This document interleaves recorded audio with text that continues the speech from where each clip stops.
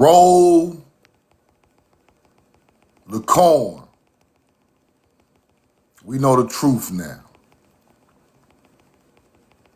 Peace to my beautiful people from this beautiful land. I love you. And I'm in love with you. Hit the like button. Hit the share button. Put where you're from and put the corn in the chat. Put where you're from and put the corn in the chat.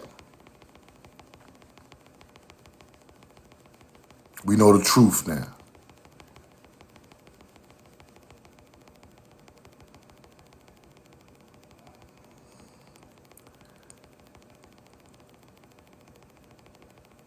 Atlanta in the building. Mr. Porter, what up? True self. Roll the corn.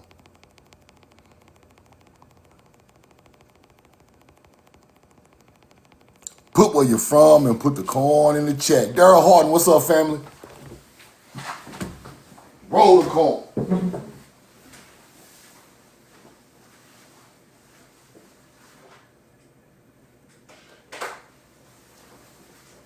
Roll the corn. We know the truth now. Virginia in the building.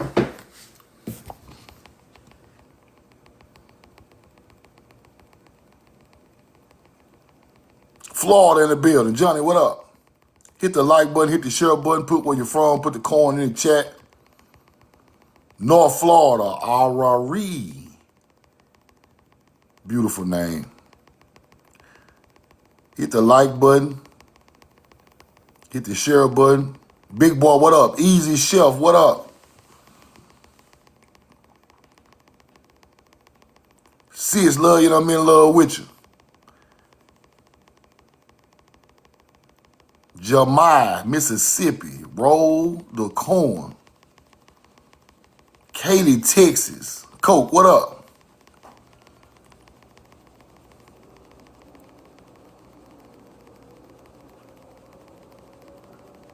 Hit the like button, hit the share button, put where you're from, put the corn in the chat. Put where you're from, put the feather in the chat. Put the feather in the chat.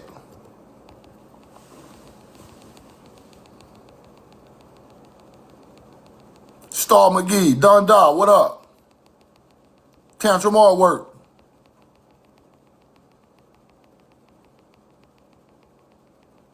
Roll the corn. Now,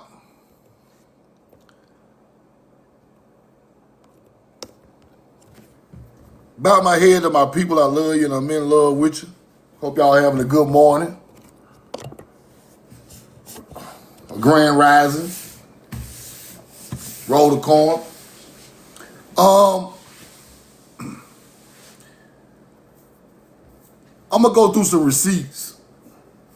Like I say, this stuff I be studying. Y'all know how I roll. Might be anything. Whatever come, on my spirit for that day. But I want to explain something to y'all, right? And I'm going to show y'all some stuff today that's interesting. It's very, very interesting. Now, let's go look at Egypt. Let's go look at Egypt. We are the Egyptians. We are the Egyptians. These people. Roll the corn. I'm sure y'all see the videos all over TikTok. We are the Egyptians. Now, look at this symbol. Look at this symbol, people. This looks just like the symbol that was on the American Indian Shield.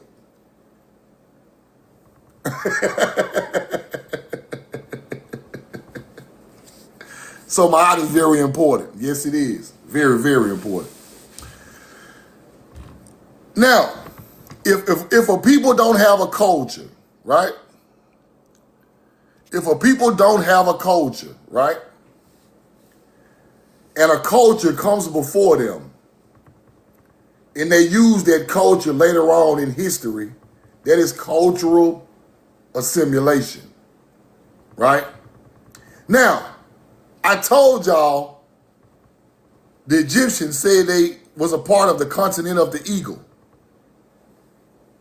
The continent of the eagle.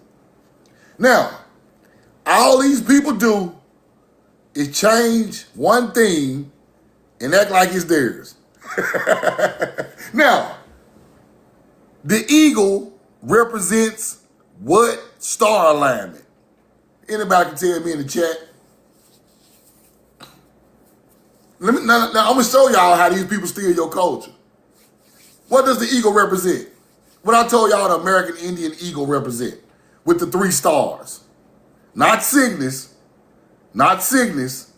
What's the other one? Former bloodline. What's the other one? Aguila. That's exactly what that is. That's exactly what these new Egyptians are putting on their, this they flag now. This they flag. Eagle, red, white, and black. Right? Aguila. Now, all these people did was change the blue to the black. That's all they did. They take the blue out, put the black for Kemet or black law or black soil, and you get red, white, and blue. I mean in black. But the original is red, white, and blue with the Aguila. Now to prove my point, let's go see something. To prove my point, let's go see. Egyptian flag. Watch this. Flag eagle.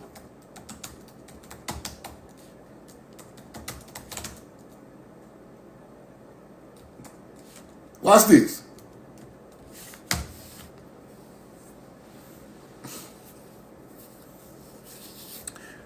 If we don't truth now don't know what the hell he talking about, why did this flag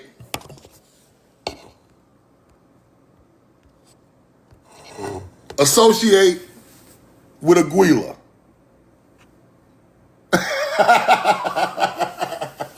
I told y'all, all they doing is stealing our ancient knowledge, putting it on their flags. They don't have a culture, people. They don't have a culture. Who taught these people to make an eagle out of Aguila? You gotta ask yourself that. Now, roll the coin. Who asked these people this? Who taught them? Who taught these people that Aguila is their flag? The first people on their land with civilization taught them that. These people come in later and hijack the culture. Because Aguila ain't got nothing to do with the Middle East or Africa or none of that. That comes from ancient mound builders of here. Prove my point some more. Let's keep proving my point to show you what culture taught these people. What culture taught these people? Right? The flag of Egypt. Right? The flag of Egypt. Now, Egyptian flag, Eagle of Saladin, Aguila. Let's keep going. Let's look at America. Let's come back to America. Let's come back to America. The summer bird, the tribes across the North America, the bright stars of the Milky Way, summer triangle. Aguila, Altair, represent seasonal birds or pathways of the spirit. The Mississippian mound builder, path of souls, Aguila, and the summer triangle. Aguila and the summer triangle, Mississippians, southeastern tribes, summer triangle. That's our people on their damn land. I keep trying to tell y'all, that's our teaching. Because ain't no way in the hell That bird over there with red, white, and blue on the wall as a vulture. Then it's over here, red, white, and blue as a vulture and an eagle too. Some ain't right. Now you get these people later on in history claiming they the real Egyptians. Y'all don't even know what that symbol. Y'all stole that symbolism from ancient culture of melanated people. Y'all ain't no Egyptians. Y'all didn't come up with the star line or the summer triangle. Y'all didn't come up with none of that. This is how these people culture assimilate a culture. You get it? Now, if our ancient culture went to the Nile a long time ago and put that Aquila teaching on the land, and later on, these people start to figure out what it means, and they get to throwing it on their flags and all on their... Because it's Arabs over there. Muslims. What y'all got Aquila on the flag for? Huh. Uncle Smoke. Uncle Smoke. You hunter-gatherer. Go find you somebody to play with. Go find you somebody to play with. Don't get mad at me because these people ain't got no culture. It ain't my fault. Go ask your ancestors why y'all ain't got no culture. That's what you do. Roll the corn. Let's keep going.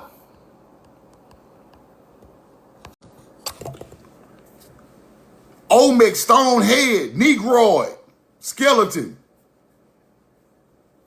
Negroid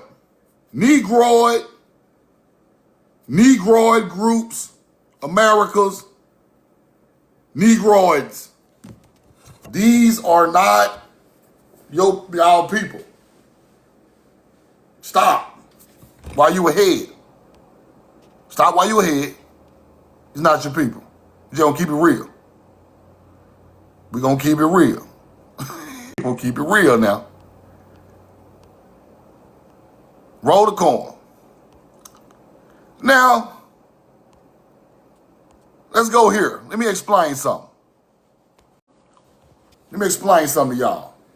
These people want to be the Mayans and the Olmecs and the mound builders and all of that. But you have to look into the wordplay. You have to look into the wordplay of what's getting said on this land. You have to look into the words of what's getting said on this land. Chahta, Ishak, Great Paul, Great Jaguar Paul, Tachak, Achak. Now let's look at Chak. This is Mayan, Chahta. Don't that kind of sound like Chahta or Chakla'i? Or you hear it? Do you hear it?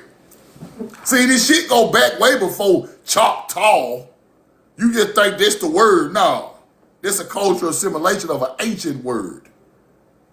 Do you get it? These ancient mound builders, melanated ancient Americans, come up with these words, then y'all take them and turn them into tribe names. Because Choctaw ain't no ancient word. But Chakla'i is. Choctaw is. Now, why are the Choctaw original word linked to the Mayans and the Olmecs? Choctaw. Let's keep on. Roll the coin. Let's keep going. What they say right there? Lord Shock. Right? Stella from the Mayans. Shock. Why Shock and C-H-A-C and C-H-A-K and C-H-A-H keep popping up in all of these different ancient tribes? Because their word is powerful.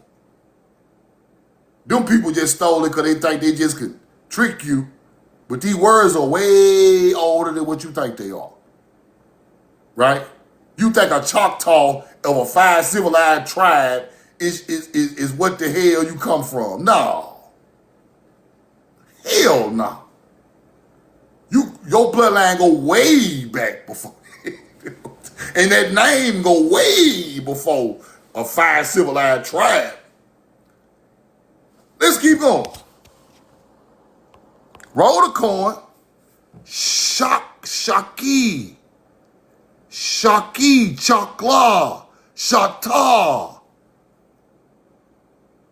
In glyphs. See, y'all niggas be trying to claim Tutushi and Mayans and shit, but boy, where they get that shit from?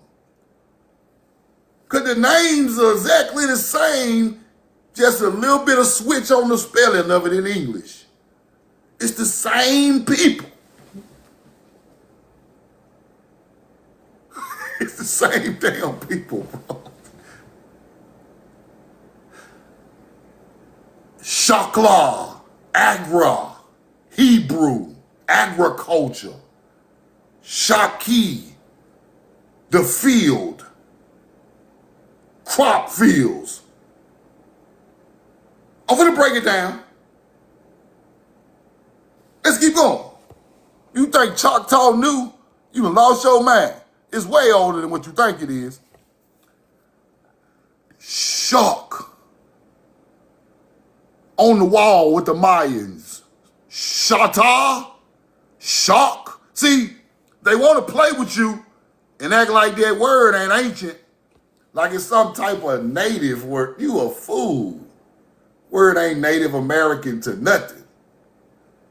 This shit ancient. And all of them were ancient farmers.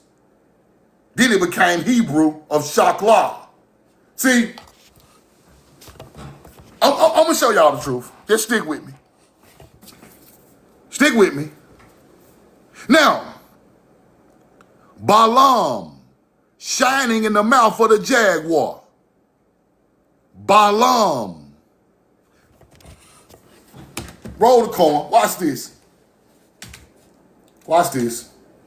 We know the truth now. Watch this. Let me show y'all how easy this shit is to decipher when you know the truth. Watch this. Watch this. Roll the coin.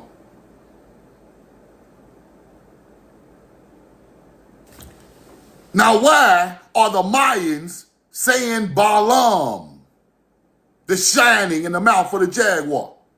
Then I go to Hebrew. And there go Balaam in the Old Testament.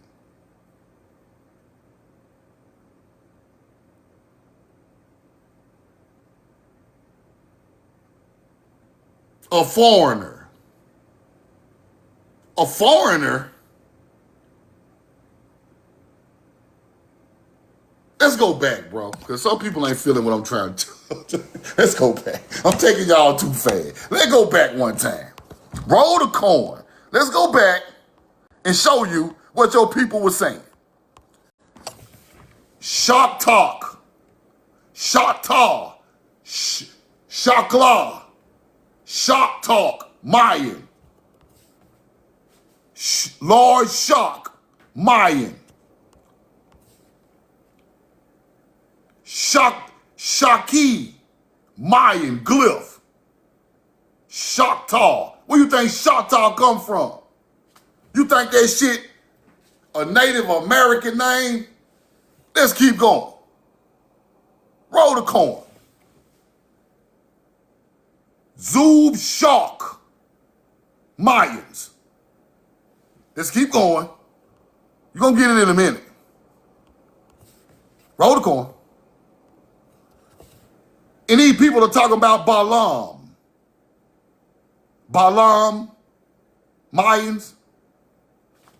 Then I go to Hebrew, and they go Balaam, right there. Spelled a different way. Same damn word.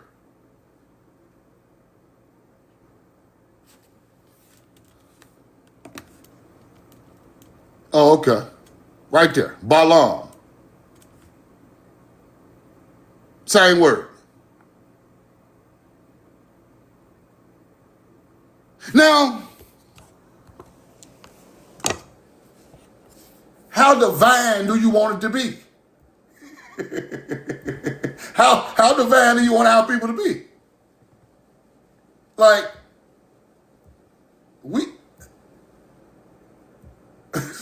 let's keep going. Let's keep going.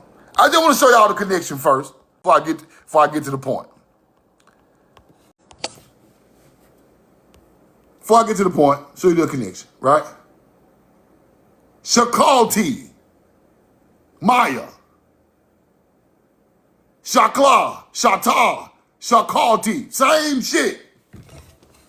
Same shit, just different days, different timelines, but it's the same original meaning. Ancient languages became tribe names. Then these other tribes switched it all the way to English. Choctaw.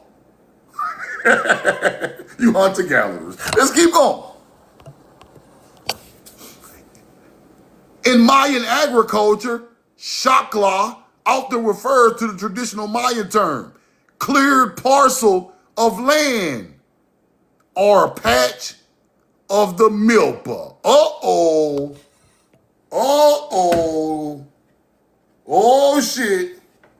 The milpa? Oh, man.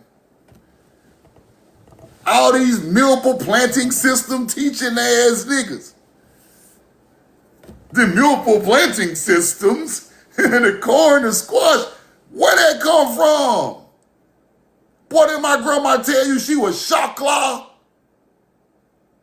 before I even knew what the word meant? Roll the corn. And it's all down there, the same word that became Chahta and Choctaw, the Mayan agriculture patch of the milpa. The original Paleo-Hebrew word that became Choctaw. I can't explain it no better, bro. You gotta go back to the field. When you go back to the agriculture field, you gonna break the code, bro. Don't go to the white man book. Don't go to nobody's page. Go back to the dirt, the crops, the original teaching. You gonna break the code in 5 minutes. Now, why in the hell is Chakla'i the patch of the milpa? Clearing parcels of land, getting ready to roll the motherfucking corn. Why is that Chakla'i, huh?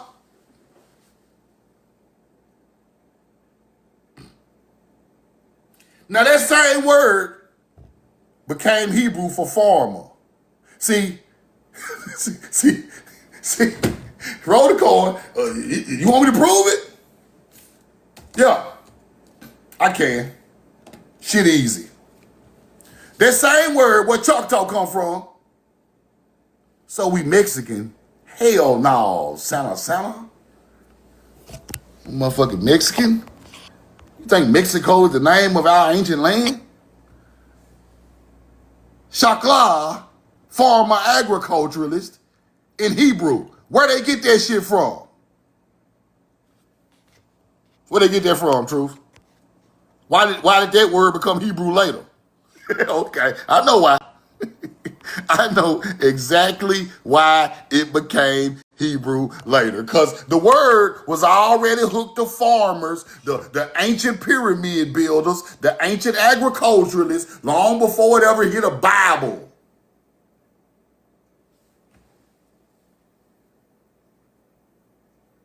You get it?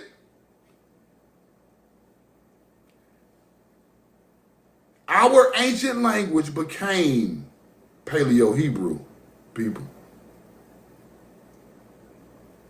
So people from here took this language of Chakla'i over to other pieces of the world. Now you have this word in the Bible became biblical because these people were the closest thing to nature. They are the jewels, the Jews, the real ones, not the fake, not the play. The Milpa system go right with Chakla'i, which became Chahta Indians. Do you get it? See, you must know where your ancient culture get this from to break the code, my baby.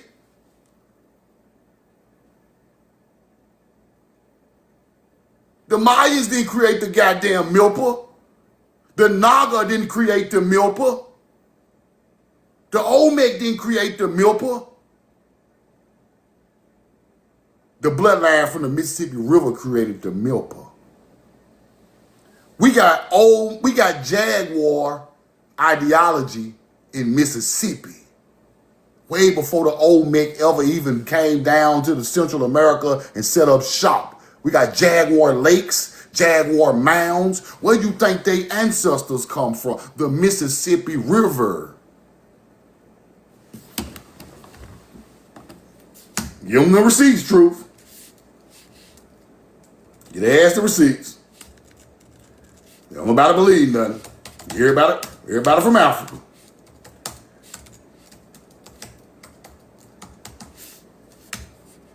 Give them the receipts.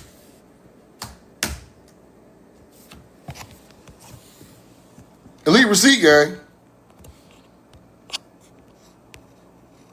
Elite receipt gang. Panther intaglio. Panther intaglio. Mounds. Panthers on the ground. On college campuses. Ancient mounds of panthers. Panther intaglio. Wisconsin. You think we don't know nothing about the Panther? On the Mississippi River? You think he's the first people with the Panther ideology? Oh, okay. Okay, let's go to Mississippi. Let's go down Mississippi. Copaya County. Copaya means, hold on, let me give you this first. Copaya, Mississippi. There you go right there. See that? Crystal Springs. Copaya. What does Copaya mean? You think this is some Native American shit? This shit ancient. Copaya means calling the panther. There you go right there. Who made the damn word up? Who made the word? Calling panther. Chahta. Copaya is calling panther. There is a lake in Crystal Springs called the Calling Panther Lake, and it is man-made. Copaya is Chahta language, not the fake one, the real one. Calling panther. Now, let's go look at the Olmecs. Olmec calling panther. Roll the corn. Roll the corn. Hold on. Where you think they got the panther from? The jaguar, the were jaguar. Where jaguar ain't nothing but calling panther. It's the same thing.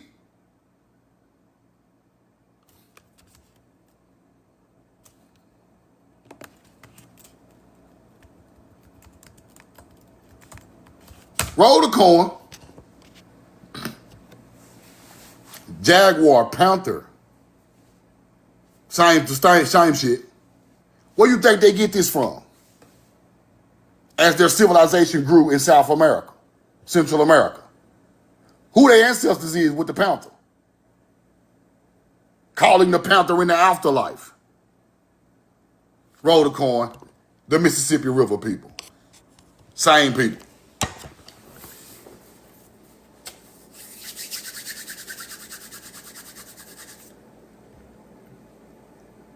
Duke Deuce. I'm going to be on Duke Deuce's album. Duke Deuce's great grandmama is from Copaya. I'm going to be on Duke Deuce's album. We finna get to work on it. It's finna be fire. Y'all better get ready. Duke's grandmama from Copaya, calling Panther. Great grandmama. These folk got their Olmec blood in their veins, bro. Y'all take this shit a joke. Bro, I read a book that said the Olmecs came north to visit their kinfolk up north of where they was at. Yeah, they knew where their kinfolk was at. Up there in Mississippi Delta. Right off the Mississippi River. Roll the corn. It's the same thing, people. It's the same thing. Calling Panther, wear Jaguar, same thing. And look who came up with it. Chahta. Everything is connected under the sun. Don't never try to act like it's different. Everything come from Mexico and hell no. Roll the corn. Not true at all. Milpa, created by Chakla'i. Ain't created by no damn Native American. Roll the corn. The word Jaguar is the same thing. Watch this. The face, the deity responsible for rivers, lakes, vital rainfall. Historians to be the forebear of later gods like Maya Shock and the Aztec Tlaloc. The word Jaguar was there first. Calling Panther was there. Then the word Jaguar. Then you get Maya Shock and Aztec Tlaloc. Do you get it? Just like that. Let's keep going. Now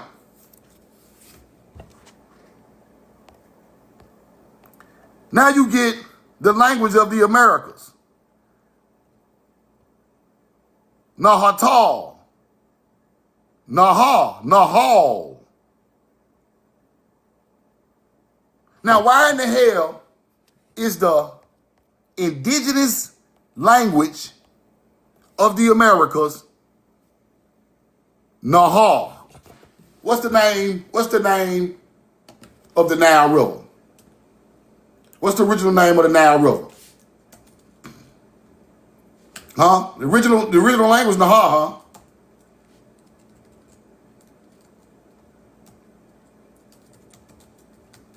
Right?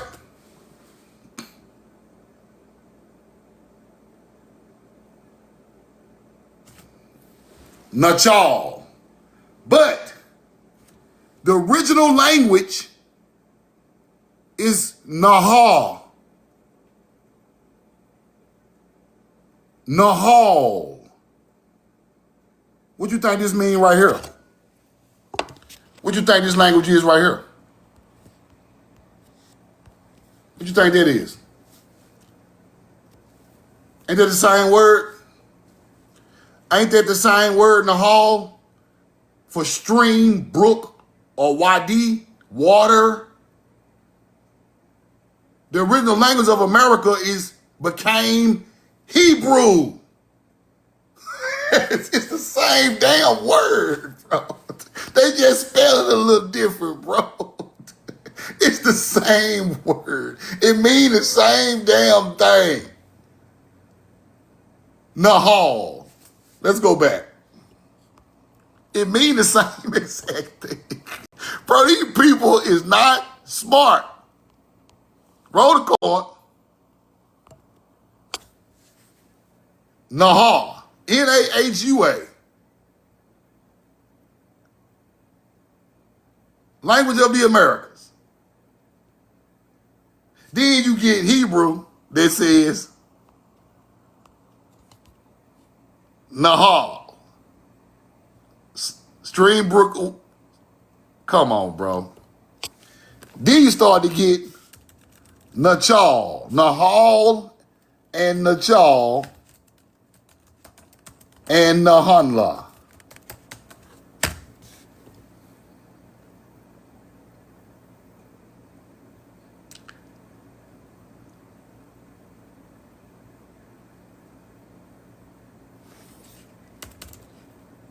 What language became Hebrew? It's the same damn word. Look at it. Nigga threw a U in there and you thought it was different. They threw a U in the motherfucker, you thought it was different. It's the same word. It's the same shit, bro. Nahal Tamar. Tamar? Tamarack? The tamarack tree? The tree of life? Hebrew? Tamarack trees all over America. It's the same language, people. All they did was throw a U in there. That's it. Put the coin in the chat if y'all understand it. Put the coin in the chat if y'all understand what I'm trying to tell you. It's not the same word at all. Man, you block, bro. Because you about slow. Go find you somebody to play with. You about slow, man. You know, we ain't got time for that shit today. Get your ass out of here. Same damn word, bro. Same word. You throw a U in there, A-E-I-O-U, nigga. A-E-I-O-U. You throw a vowel in there, and you throw a vowel in there, and it become a different word? Okay. That's what white folks tell you. Throw an A-E-I-O-U in it, and it ain't. It's American. It's English now. Nigga, ain't no English if it weren't for our language. Roll the coin. What did you talking about? Let's keep on. Now, this when we get deep. Right back to what I showed y'all. Right? On crossing the Mississippi River, they found the country occupied by Nahanla. Nahanla giants.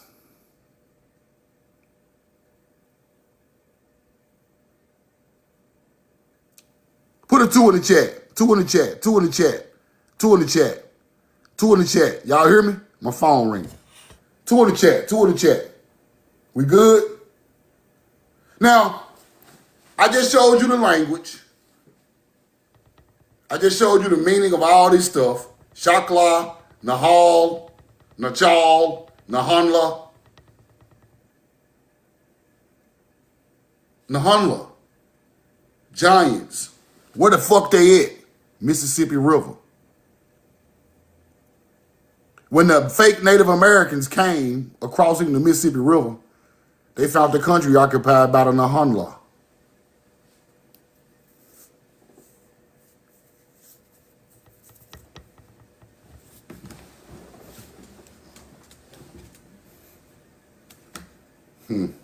Interesting.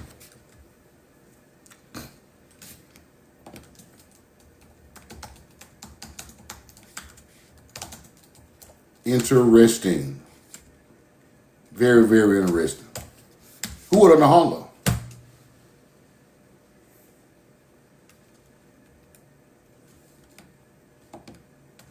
Who is the damn Nahanla? Crazy work.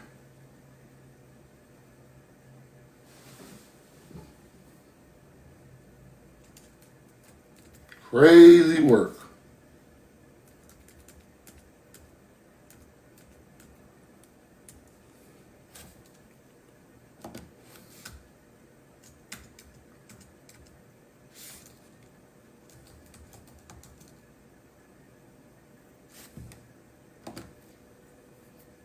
Put the coin in the chat.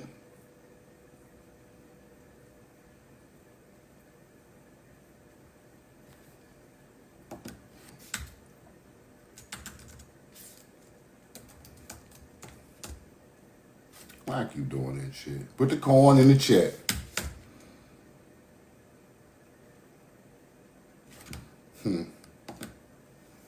Stuff so old, y'all, I'm telling you.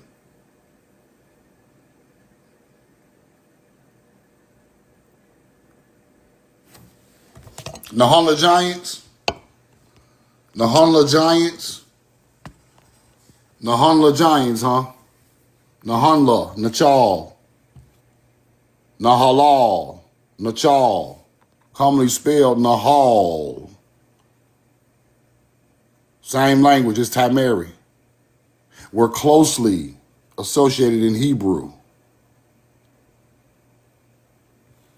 Nachal, the first name of the Nile River, associated with Nachal, same words. The language of America, Nahal. Nahal, it's the same shit. Let's go back. It's the same thing. All of the same. They're just switching one word, one letter. Acting like it's two different people, but they're the same people. Watch this. Let's go back. The Mississippi River, people. Nahunla giants. Right? Now watch this. They kept the mammoths, animals, whose great bones are found everywhere in the clay and gravel deposits of the lower Mississippi Valley. They kept the mammoth bones. Mammoths been extinct 10,000 years ago, people. Mammoths was extinct 10 to 12,000 years ago. Why are giants with mammoths on the Mississippi River when fake Native Americans try to cross the Mississippi River? Them our people. Them the mound builders. Them the people that's the ancestors of all these other cultures. Let's keep going. Let's talk about DeSoto. Let's talk about DeSoto, right? It was through tribes like these above described that DeSoto hewed his bloody way from Tampa Bay, Florida to the Mississippi River, lured by that aura, sacred fames, thirst for gold, undergoing the most dreadful toil and suffering, but never finding the gold, El Dorado, the golden, or the riches embodied in the wild dream of the Cabaza de Vaca, right? He was of effect as journeyed and toiled that the soil of the lands beneath his feet has proven one of the world's greatest sources of wealth. The soil beneath DeSoto's feet of the world's greatest sources of wealth. Let's stop right there. He looking for physical gold, but the king and queen of Spain is telling him that the what's under your feet is of the most value. The land is too fertile. You might not find the gold in these the couple of expeditions, but just get the land. We gonna find it. The gold, that land in the southeast where DeSoto was at, because DeSoto was in the southeast, is what? The world's greatest source of wealth. Not Europe, not Africa, not Hawaii, nigga. Not Haiti, not Jamaica. That southeastern soil is the wealthiest land in the world, Craig. And they know this, man. They know this. We must know this. The land where our ancestors are from is the wealthiest land on the planet. It fed everybody. Gold, silver, gemstones, all this stuff found in the southeast. Let's keep going. The world's greatest sources of wealth. And that single cotton crop raised on these same lands now produces more gold than existed in all of Europe during its era. See, they downplay what this land is worth. This land is the most abundant land on the planet. They could stop playing. And they telling you what it is. That cotton, cash crop. World's most wealthiest land in the southeast of America. Right there in your face. Screenshot that.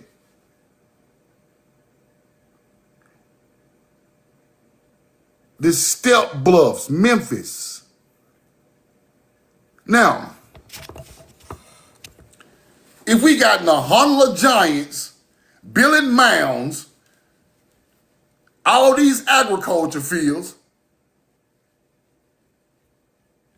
who are these people? These not Native Americans. This is our ancient culture. This is the people that they get their names from. Choctaw and Choctaw. That's where they get their name from. The people that was already there, they got the name from them. Let's keep going. The journey was resumed March the 3rd, 1540.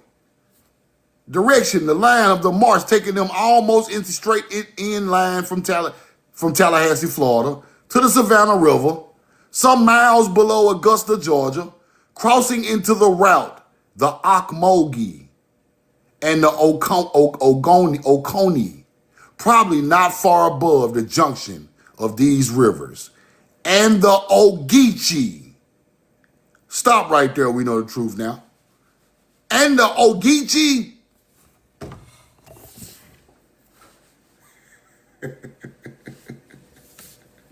They try to tell you these are African names, people.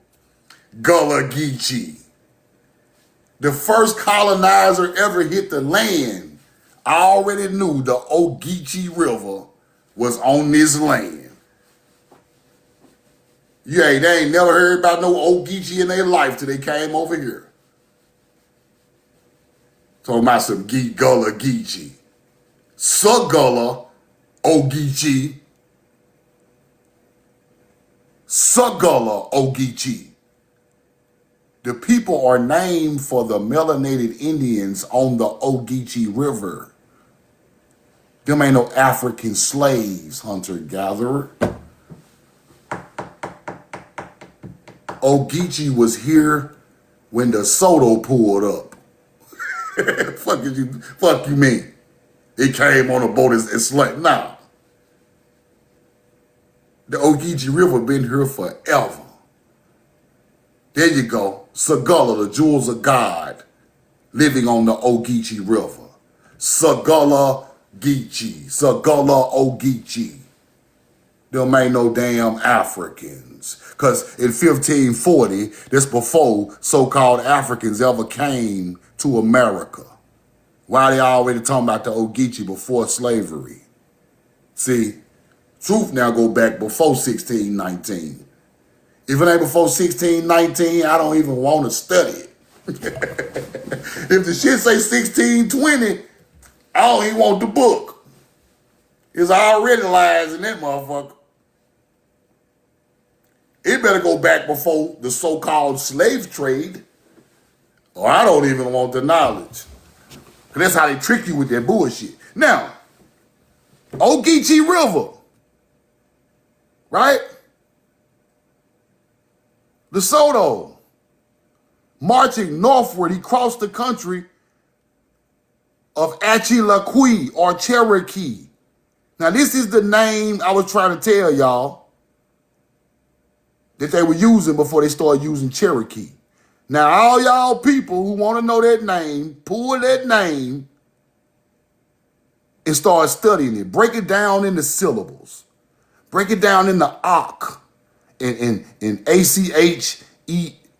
Break it down, people. And then you're going to figure out what language that is. That's how you break the code.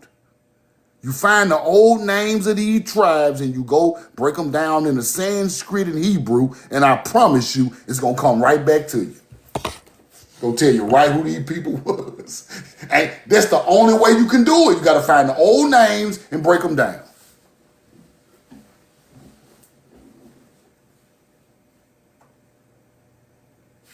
Native Americans have a cap.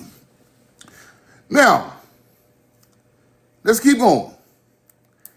DeSoto was going across the Florida and Georgia and Savannah River, right? Clarksville, Georgia, right? He's steady moving. June 28, he followed the course of the Coosa River southwestward through the village of Accosti, July 2nd, right? The city of Rome, Georgia, right? He moving around. He moving around. He running across all type of melanated Indians. I'm telling you right now. I'm finna show you. Roll the coin.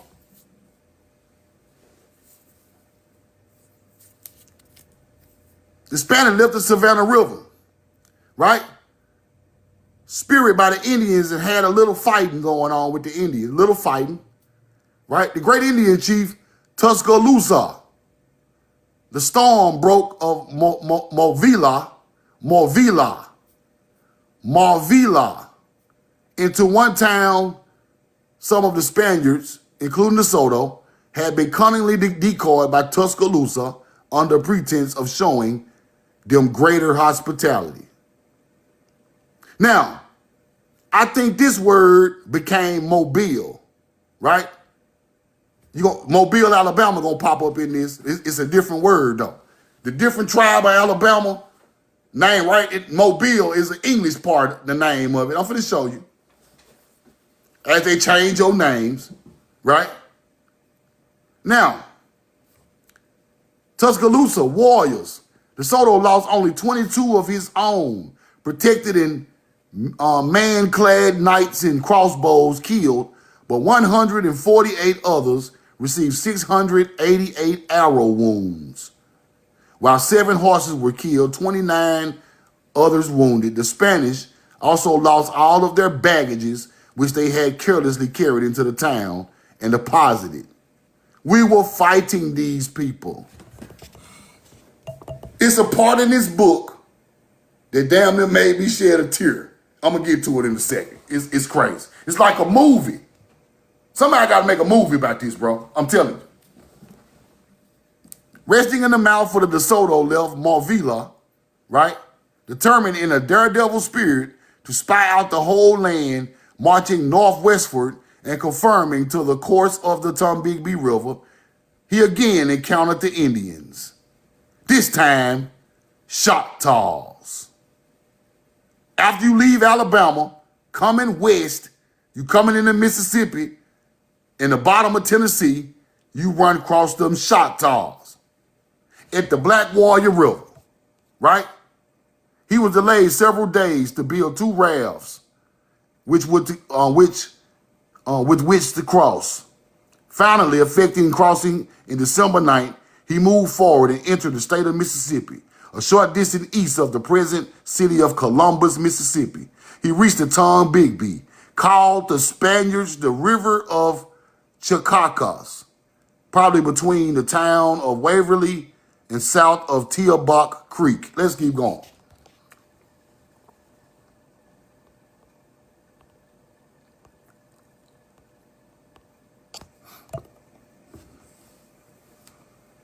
Now,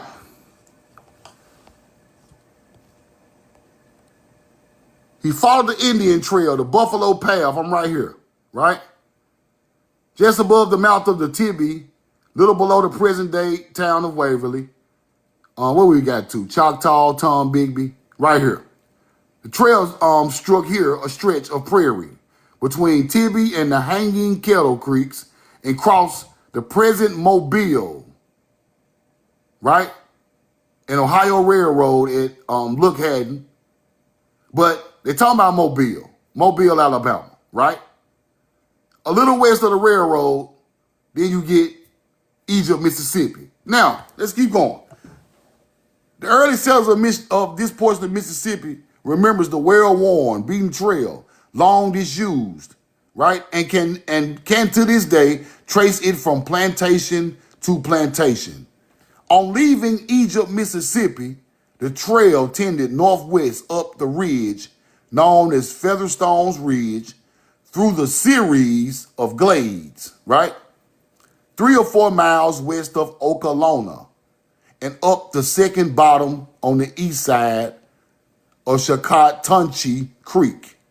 There was a struck Puntoti Ridge, 4 miles east of the ancient Chakla'i council house.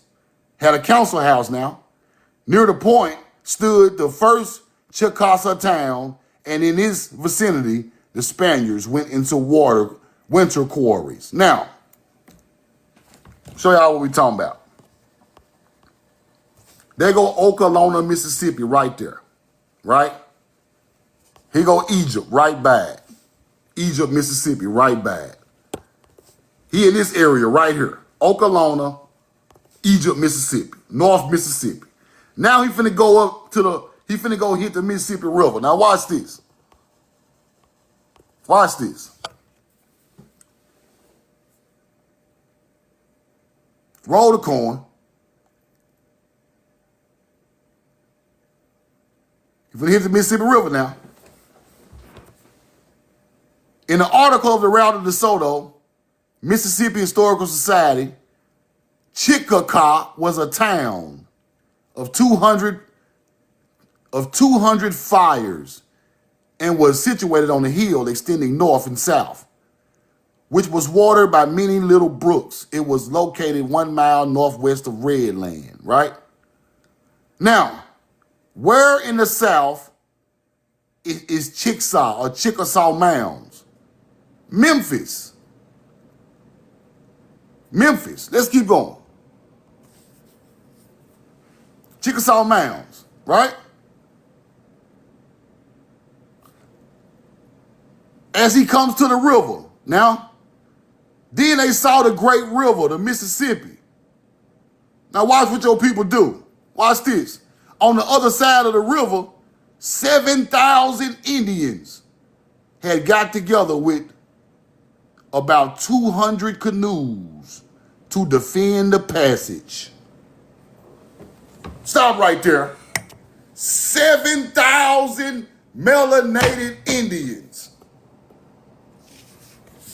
on the other side of Mississippi. Hell no, hunter-gatherer. Y'all going too far. Hell no. Hell no, we won't go.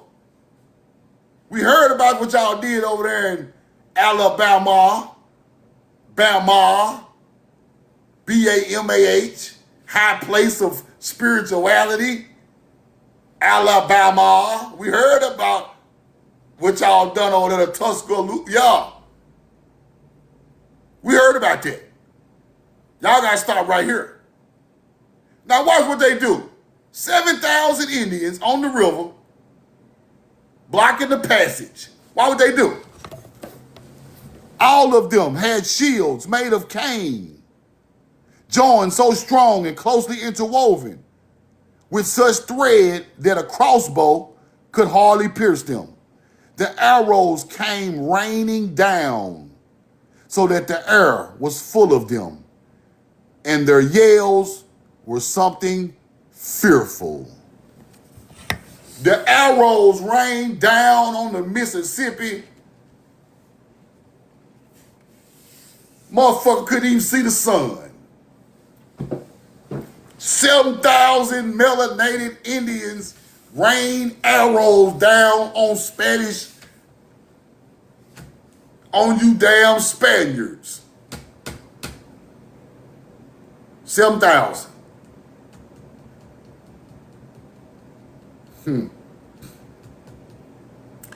Exactly, closer to the real 300. Now,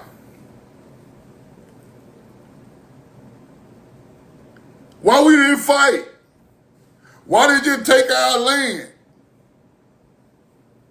Y'all ain't got no history of fighting. Shit. You a motherfucking liar. I be hearing y'all on here. Ain't nobody fighting. They just took the land. No. Choop, choop, choop, choop, choop, choop. No, hell no. No wild Indians. Hell no. Don't put that on us like we some type of pushovers. Like we just like, here go the land, white boy. Nah. Hell to the no. We ain't teaching that history.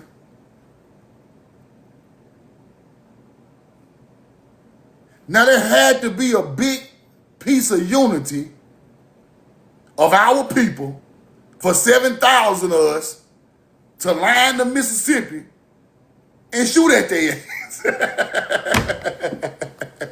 That's what they don't want you to do today. They want you by yourself, acting like, oh, like, let me stop right here, bro. Because I've been seeing a lot of TikToks of melanated people saying shit like this. When I see a bunch of melanated people at the gas station, I don't even stop. Bro, don't nobody want your ass, bro. You ain't no celebrity. Who you think you is, Michael Jordan, nigga? You think you goddamn Chris Brown? Get your regular ass out this car and pump your regular ass gas. I go over there with the white folks store. Bro, listen. Don't nobody want your regular ass in that regular ass truck with the regular ass gas and regular ass Air Force One, bro. Don't nobody want you, bro. Quit acting like you scared of your own people, bro. I'm sick of y'all with that shit.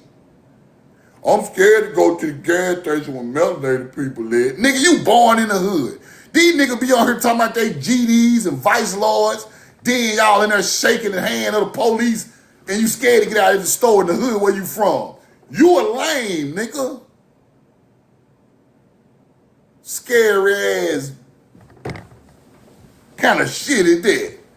I go over there where the mixed crowd is, but I ain't gonna go where my people live. Don't nobody want you, nigga.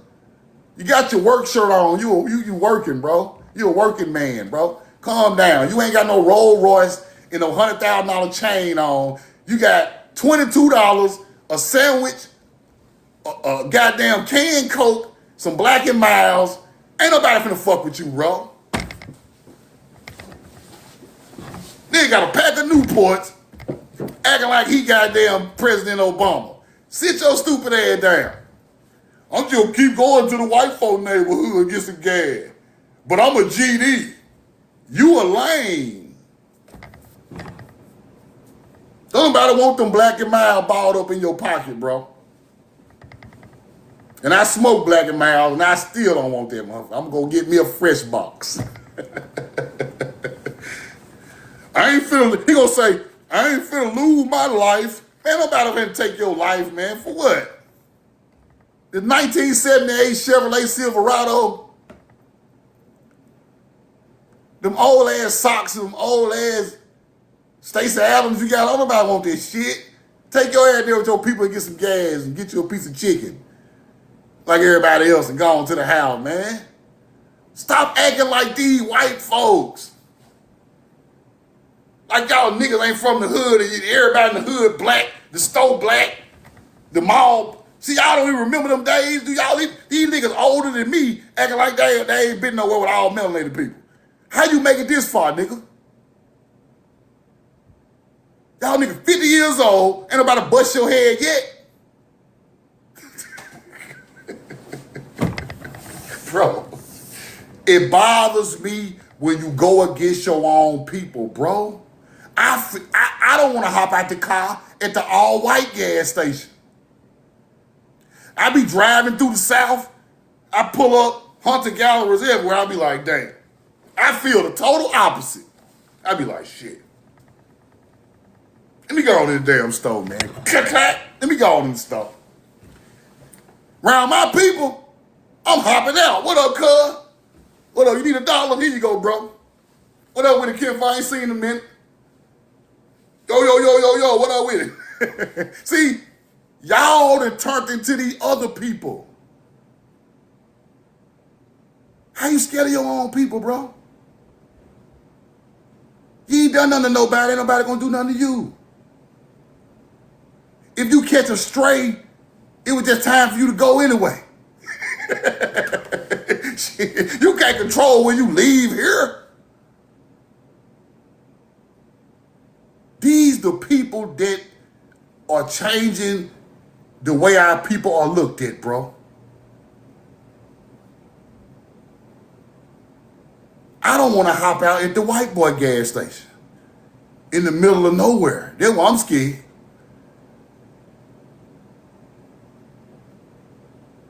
Around my people, nah, man. They'll pass me the tool. Some bullshit go on, my people be like,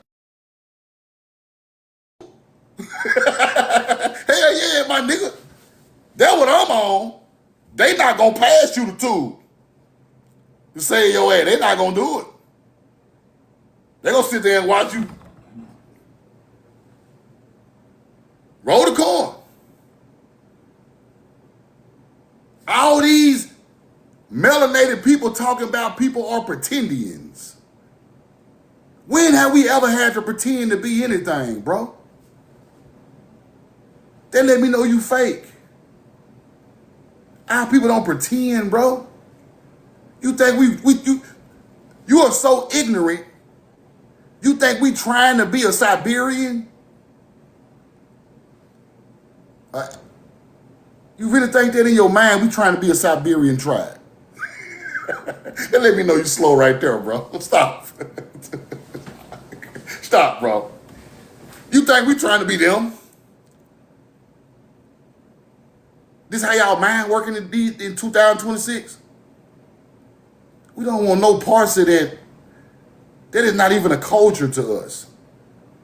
I look at that shit and it looks so fake, and I just start laughing. Y'all dancing around the campfire? What the fuck? That shit fake, man. Now, let's get back to this. Roll the coin. Our people rained down arrows. The arrows came raining down so that the air was full of them, and their yells was something fearful. Watch what they do now. But when they saw that the work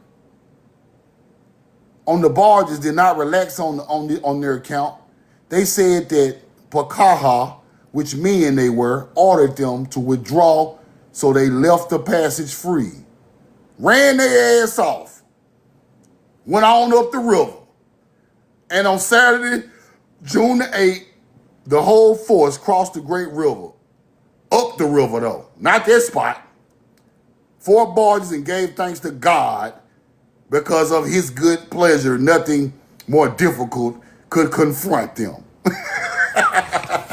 You big, bad motherfucker. Why y'all run up the river and go cross? You big, bad Spaniards. They be like, my people bullied your people. No, the fuck y'all didn't. Where the bullying at? I don't see no bullying. I see the colonizers running. Oh, they shooting. Get the hell out of here. Colonizer ran up the river. I thought we were scared, just bowing down, getting killed. I thought we ain't fighting. This is the true story of your history. Ran their ass up the Mississippi all the way to Arkansas. They were somewhere around Memphis. Ran their ass up to Arkansas and went across the Mississippi. That's how they end up in Tula. Plume Bayou mounds. You get it? Motherfucker ran across them Memphis YNs wasn't playing. Them ancient Memphis YNs, Pooh Shiesty and them, wasn't playing on the Mississippi River. The Pooh Shiesty and them ancestors, Duke Deuce and Yo Gotti and them, them folk. Young Dolph, them folk, yeah. Roll the coin, ran y'all ass off in 1540. Now y'all thanking God. God, thank you. God, thank you. God, thank you. God, thank you for not making this more difficult to confront them again. Thank you, God. Soon as the Sunday came, the village of Oguoso, Tuesday, June 21st, they went from there and passed the settlement, which is very beautiful and beautifully situated. Roll the coin. We know the truth now. The Chickasaw Mounds. Now, let me show y'all what they do with the Civil War monuments. They talk about the mounds that's over Memphis, people. That's what they talking about. The Chickasaw Mounds. The Chickasaw Mounds. Sitting over the Mississippi River. That's exactly what they talking about. The Memphis boy let them have it. Yeah. This is what they talking about right here. Roll the corn. This is where the Memphis boy let them have it at. Pooh Shiesty. Right there. Chickasaw Mounds, Memphis, Tennessee. Up over the Mississippi River. Let's go get an image of that. Because I want y'all to see what I'm talking about. It's a video I seen. It's up on the bluff, right? Memphis sits on a high bluff over the Mississippi River. They don't teach our people that, right? These mounds sit on a high bluff, right there. Bluff Mound, Memphis, Tennessee. See the water? See the Mississippi River? They were coming from that other side and got their ass wet up by Pooh Shiesty. We'll come back to Memphis later, bro. We will come back to Memphis later. Let's go on up the river. Go on up the river, nigga. Them boys right there in that area. Now, as you can see, they done fought 3 or 4 different tribes. They fought in Florida. They fought Tuscaloosa. Then they fight Pooh Shiesty and them in Memphis. They fight tribes every other day, people. Motherfucker got arrow wounds, bleeding, they sick. They ain't got no food. Fighting going on every day, and this is when they first got to the land. This the first 2 or 3 months after they got here. Already fighting. The Southeast was not conquered, people. Quit letting these people tell you we were conquered. We wasn't conquered. They just start putting little settlements up where they can get a settlement and have some peace there. Then that became their first cities. Forts. Why you think all their first cities are forts? Because they find a piece of land, they try to defend it and try to hold on to it until they get reinforcements to keep building. They didn't just come over here and mow everything down and just took out. No. This took time, calling back home for reinforcements, sending motherfuckers back on the water to go tell these people to send more people and more resources. Roll the corn. And DeSoto didn't make it through this. DeSoto died, right? On the Mississippi River. Let's keep going. Let's keep going. Now, where we was at? All the shields made of cane, right there, right here.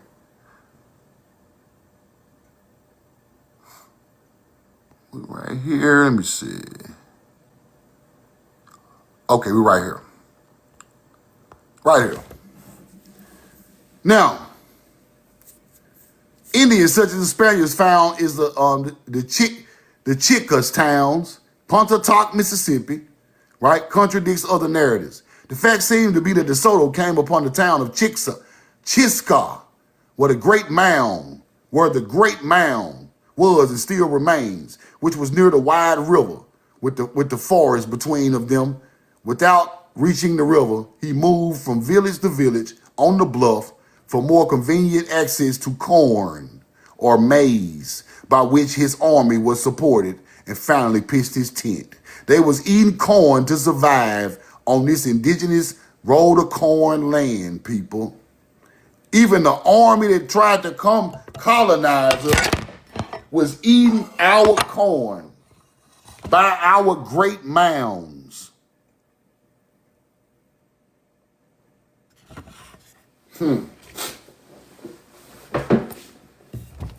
Crazy. Let's keep going.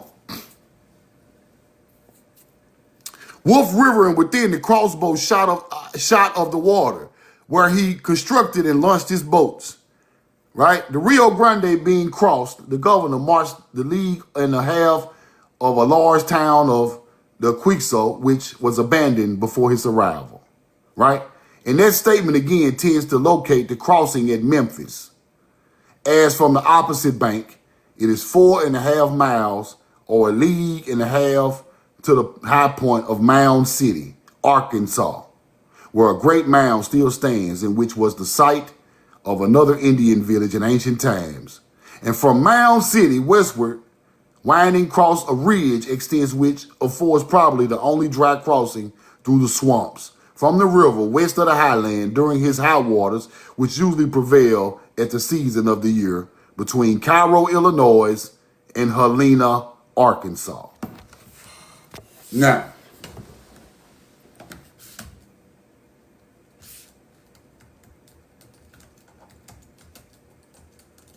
roll the corn. Let me show y'all something.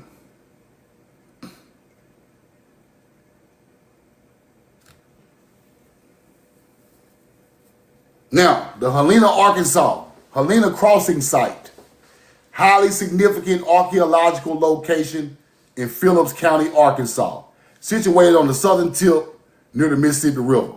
Ancient populations of the American Southeast live there. Like they got ancient mounds, 3,000 years old right there. And there was a tribe of some type of Arkansas or Tula Indian right there, right? Copper ear stools, marine shells, beads, all that found in that spot. And that spot, look what they call the spot now. Royal Tombs. Royal Tombs, Arkansas. After they came back years later and dug that mound up. Royal Tombs. What make that tomb royal? The first royalty come from agriculture people. Let me say that again. The first royalty comes from agriculture people, not Queen of England. Nah, it's real royalty. That's the real royalty. That's the ancient royalty that went around the world. Let's keep going. Helena, Arkansas. All right. Now,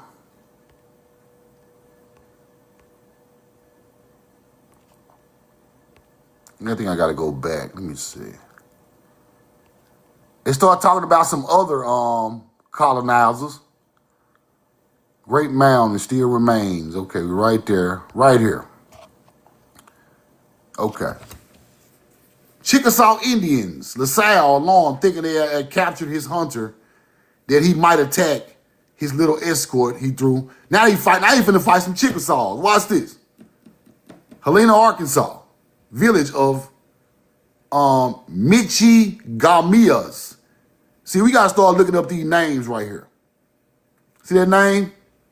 Y'all screenshot that right there. Michigamias, right? Kind of sound like Michigan. Kind of sound like Michigan. Let me get my charge. Hold on.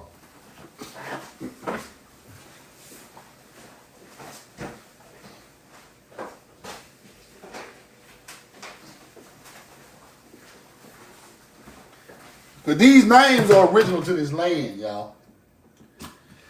These names are original to the land. All you gotta do is get the name, find out what it means. It's gonna go right with a part of our land, and it's gonna go together perfectly. And it's gonna be in the ancient language every time. Now they run across these Indians. Helena, Arkansas, March 12th, remained 2 days possessors of the country on the west bank of the Mississippi River in the name of his sovereign. Now, they are saying they are claiming land in the name of his sovereign. They are trying to claim land under the sovereignty. Now, that part is important. Because why do our people today, this is a Spanish conquistador talking about sovereignty. Now, why in the hell would our people get on the internet today and talk about sovereignty? As you can see, it's foreign to this land. This is one of the first people to try to claim sovereignty over land in America. A Spanish conquistador. Now, why would we double back as melanated Indians and try to claim sovereignty? That shit don't make no sense, bro. Am I tripping or if I'm tripping, y'all let me know in the chat. Let me give y'all about 10 seconds. Yes, no, maybe. Y'all let me know what y'all think. Because I want to see what y'all think, bro. Am I tripping?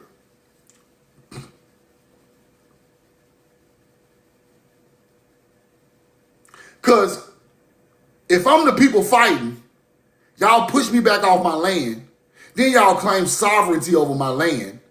That shit is colonizer tactics. Right? What's your name? Nut. Nut. This real nigga shit, Nut.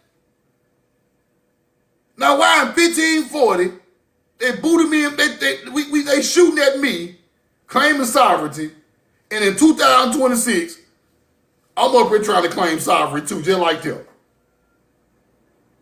Something ain't right about this shit, bro.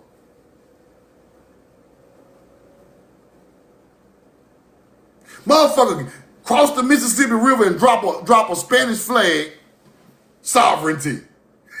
And I'm up here with an FBA flag talking about, and I'm acting like a Moor, sovereignty. Like I'm kicking knowledge. You ain't kicking no knowledge, you Moorish, Spanish, French colonizer. You is doing colonizer tactics, bro. I got sovereign paperwork. Bro, get that shit out of my face before I set it on fire in your pocket, bro. Sovereignty paperwork come from over there. Way over there. That's why I be telling y'all, I can't go for that, bro. That's not our route. We doing just like them if we go the sovereign route. We might as well go to Egypt, drop our flag and say sovereignty. Might as well. Get the pyramids ours, nigga, sovereignty.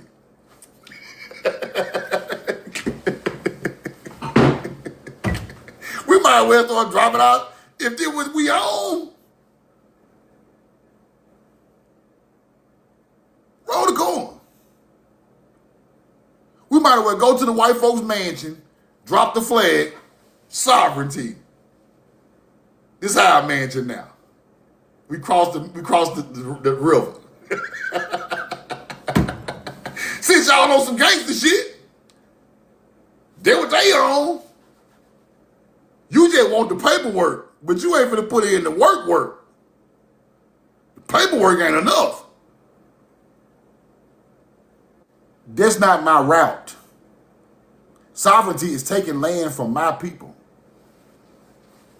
Because that ain't y'all land, bro. There are 2 days took possession of the country. Took possession of the country on the west bank of the Mississippi River in the name of his sovereign, the Queen and King of Spain. Why would I come back and do that 300 years later? I must be the dumbest nigga on the planet. What the fuck is that? I must be a damn fool. They push my ancestors out, then they do this, and then I come back and do it like it's gonna help me in the future. What the fuck? Let's keep going, man. I'm just trying to see the psyche of people. Like, I'm just trying to, do it sound cool? Do a lot of people like to view it, or what are you doing it for? Like, what does it really mean? Like, does it sound like something that our people were doing to you? Or it's just cool, or just, what do you get out of it? I'm just trying to figure this shit out. Let's keep going. Roll the corn. I'm just trying to see what you sovereign trying to get, bro. That's all I'm on. Now, the King of France. Let's jump up a little bit. History of Memphis, Tennessee. 1682. Erected a cross there. Right? Leaving on the 17th of the same month, the sail stopped as he passed down the river at the other villages of the Arkansas. This is the name where Arkansas came from. Arkansas.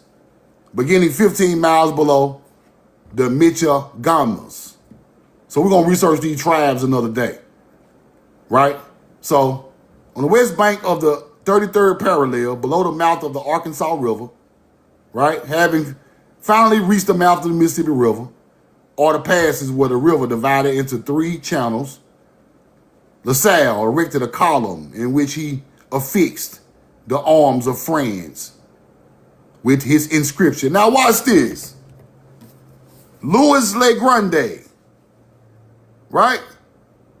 Jacques de la Montarie has left this description of the ceremony which followed, by which LaSalle took formal possession of the great valley of the Mississippi in the name of his sovereign. Stop right there. Sovereignty is claiming to take the Mississippi Valley. Sovereignty, nigga. Now, colonizers claiming sovereignty on our land. Now, why do we double back and do the same thing?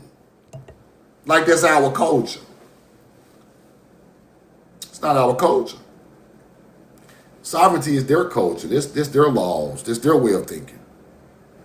So everybody teaching this sovereignty paperwork and shit, I don't believe you. You're doing the same thing they doing, bro. Just in another form. You think you sharp, but this shit is garbage. How you just end up on somebody's land, drop a flag and pray, sovereignty back to your country and you own it. It ain't nothing but a robbery. It's like if I rob you, say, give me all your money. I'm claiming your money under the sovereignty of we know the truth now. Give me your money, nigga. Sovereign. I'm out. Does that still make that right? No. So our people being misled with sovereign teachings, bro. We've been misled with that. That's the reason our land gone in the first place. Sovereignty. The doctrine of discovery. Savage Indians, they can't conduct themselves. We're going to sovereignty over their land. Let's keep going. Now look what he said. The whole party chanted Te Deum, right? Salute, firearms. Cries of the Vice Leroy. The column was erected by M. De La Salle, standing near it, said with a loud voice in French, in the name of the Most High, mighty, invincible, and victorious Prince Louis the Great, by the grace of God, the King of France, and Navarre 14th of the name, this is the 9th day of April, 1682, in virtue of the commission of the Majesty, on our land, sovereign the shit. Possession of this country of Louisiana. Just taking shit, saying all this goofball. Now, as I say again, like I told y'all yesterday, why are these niggas teaching us French, France,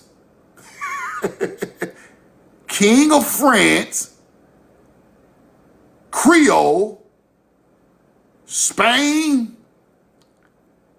and these people sovereign Louisiana and the Mississippi Delta, and just straight took it. And you gonna tell me the French and the Spanish created my language, gave me my land, when they literally telling you these hunter-gatherers in 1682 took our damn land under the king names of France. And then what you want to teach? John Pierre.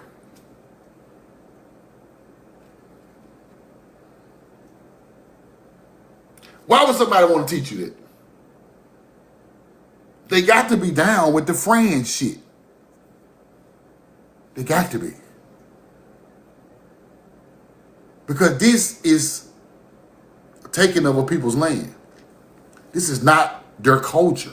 So if you show me a French king or a Frenchman face on an American city and try to say these are the originators of that city, you, my friend, are the enemy of my people.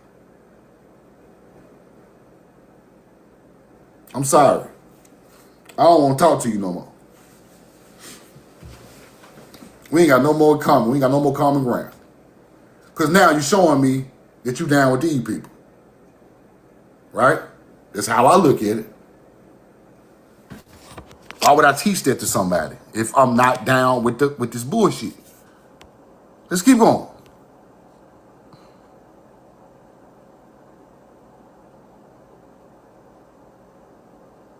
Now, the Sal, who had sailed from France with ships and a colony to enter the mouth of the Mississippi, but failed to find it and landed further west, right? Benville, Lemoyne de Benville. This is Benville. John Baptiste, Benville, right? This is where Benville, Louisiana come from. Benville, Louisiana, right? French colonial governor and soldier who arrived here in 1739, Benville, the governor of Louisiana, became involved in a war with the unconquerable Chickasaw Indians, whose group of villages were still where DeSoto found them, scattered in a long line from Red Land near Pontotoc, Mississippi, to a point about 3 miles southward of Tupelo in Lee County, to a point about 3 miles northward of Tupelo, Lee County. Now, Chickasaw Indians, unconquerable. I thought we were conquered. Unconquerable. Unconquerable. DeSoto came in 1540s. This is all the way in 1700. Them Chickasaw Indians sat there for a whole nother goddamn 250 years. Unconquerable.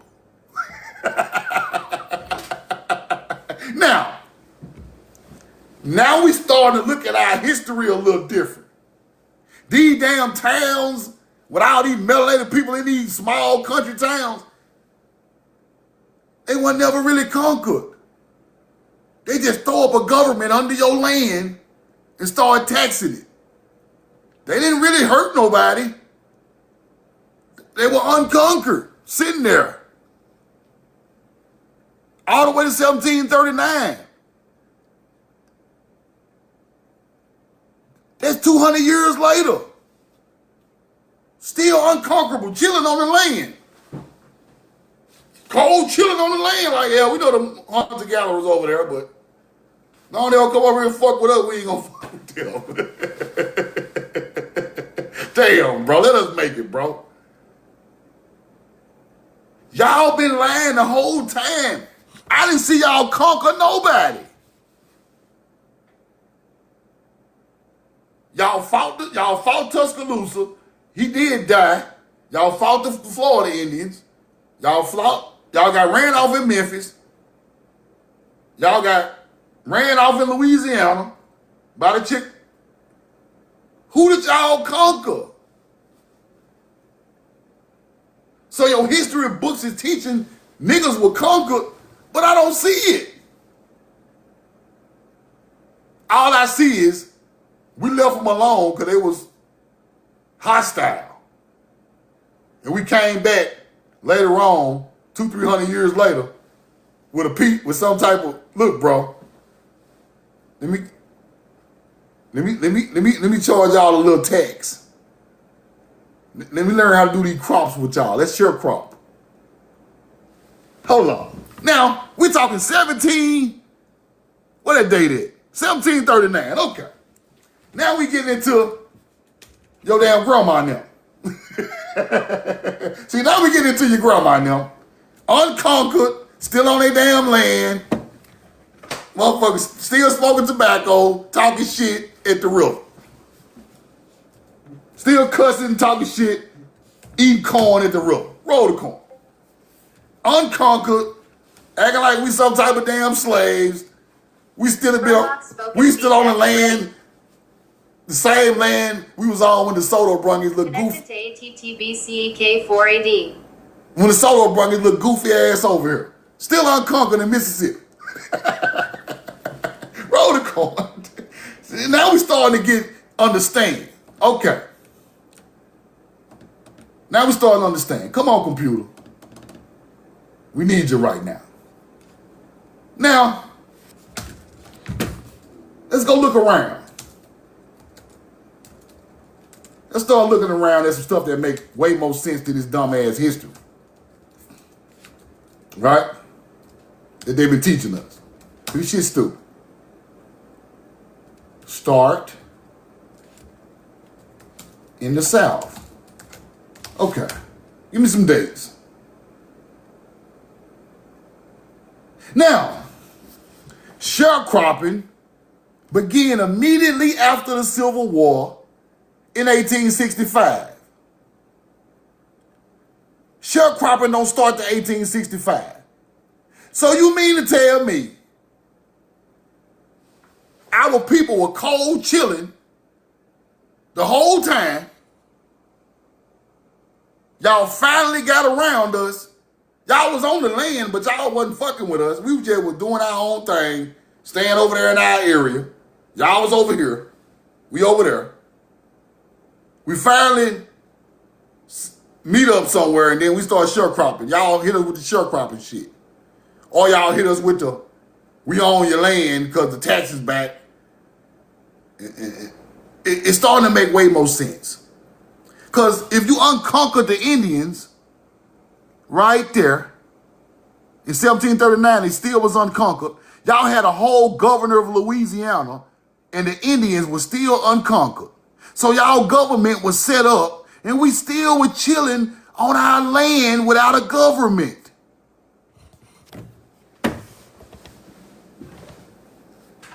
This shit is interesting.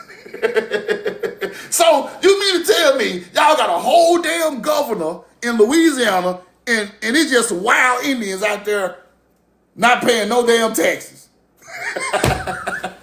This what y'all niggas mean, you white history people gotta tell me. Now I get it. Now I get it. Y'all don't fuck with the people. Y'all just put taxes on their land because y'all sovereign did. So now, they can sit their ass out there, do what y'all saying to us. We're going to let them sit out there, but we taxing their land the whole time. So when we get our armies and police and our military up over here, we're going to go over there and get their ass. We know they there. But until we get our weight up, we ain't going to fuck with them. So them unconquered Chickasaws sat there from 1540 all the way to 200 years. Then y'all come in with the Civil War and your armies. Talking about the land gave off.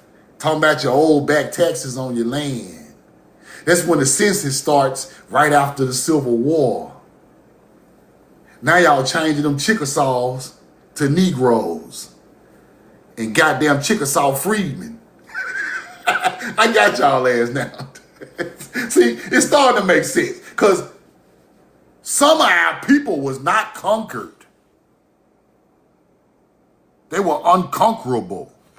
Don't even take your ass over there until 1850 when we got a big army.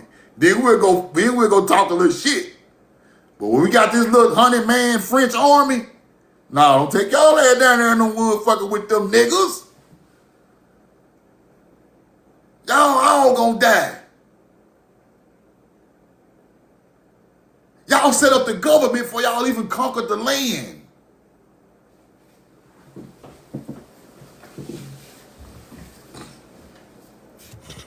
Y'all set up a government before y'all even fully conquered the land. That's how they got all that shit. Because once they get their weight up, they can come take it. Longer we on the land and they on the land, we're gonna get them in the rinse. Not the wash. We're gonna get them in the rinse. We're gonna get them in the dryer on the back end. Now you get it. Let's keep going. Let's keep going. Now they unconquerable Chickasaws, still there.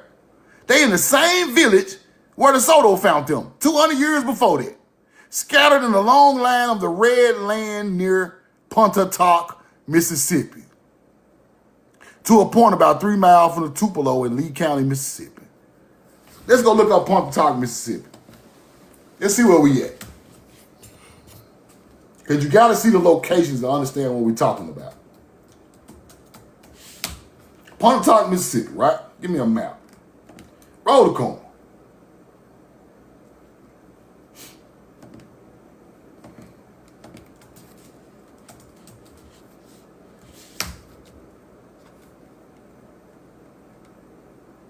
Okay, right here. So Chickasaws was still chilling in Pontotoc,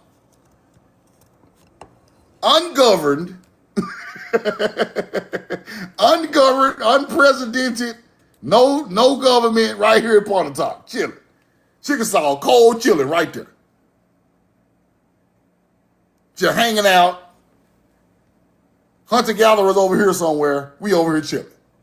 Okay. Now,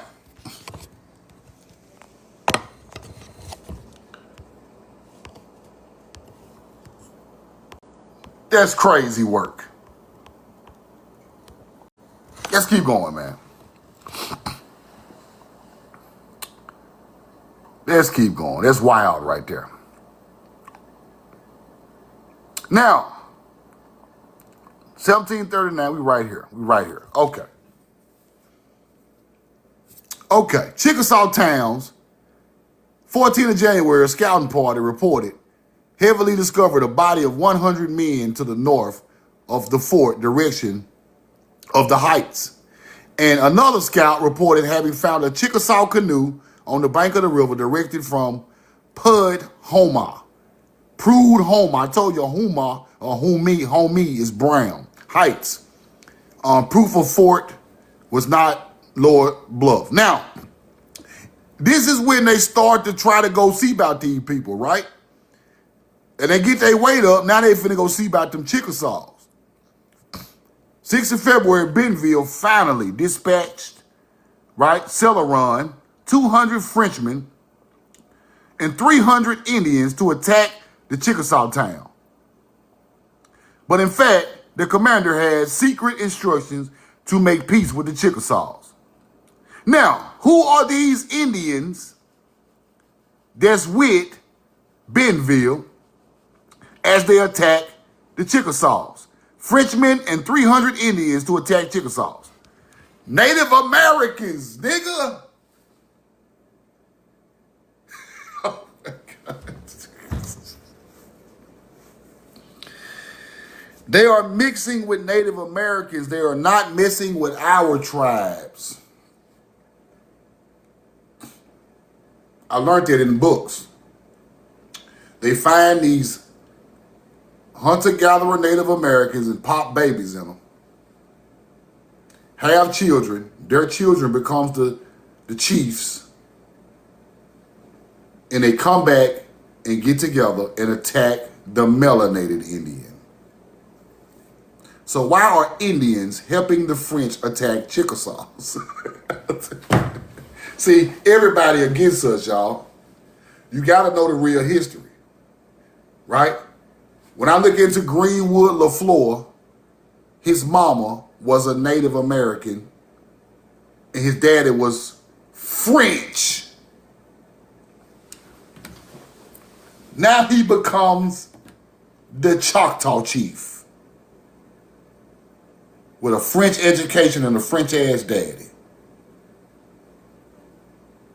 He signs the paperwork to the government to give away Choctaw land. He not even a fucking Choctaw. He not even a real Choctaw or Chakla'i. They culture assimilate the name, have babies with the French. Then they send their son to French schools. So how the hell the Choctaw chief speaking French? That's how. His dad is French. So now a dummy thinks this is our original language. He's speaking some type of Native American language mixed with French, mixed with Spanish. You're getting Creole, and a dummy is saying this is our original language. French and Siberian mixed with a splash of Spanish. This y'all language. Creole, you a dummy. Well, they ain't got nothing to do with us. My great-grandmama called New Orleans Bobancha, the town of many tongues.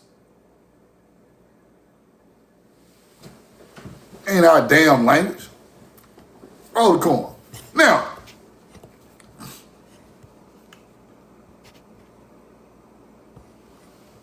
Indians are fighting our people because we are the original Chickasaws and Choctaws and Creeks. So Native Americans who just own the land with these white folks having babies team up and go after the Chickasaws that been sitting there since the Soto pulled up. And ain't nobody fuck with them. All the way, give me a date. When they attacked. All the way in the 1700s.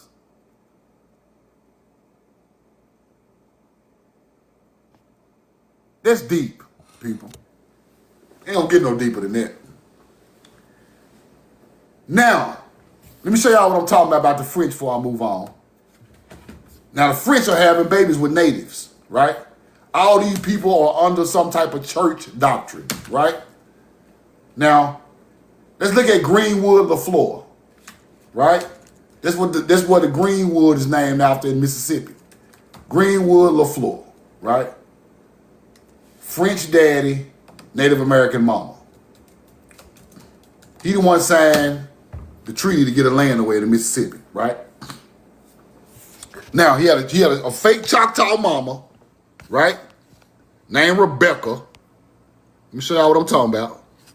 He had a fake Choctaw mama named Rebecca, a cultural assimilated Choctaw Native American, and a French Canadian fur trader explorer, Louis Lafleur. Now, why is a French daddy, his son, Greenwood LaFleur, signed what? The Indian Removal Act. Right? This insiders giving away our shit to the government.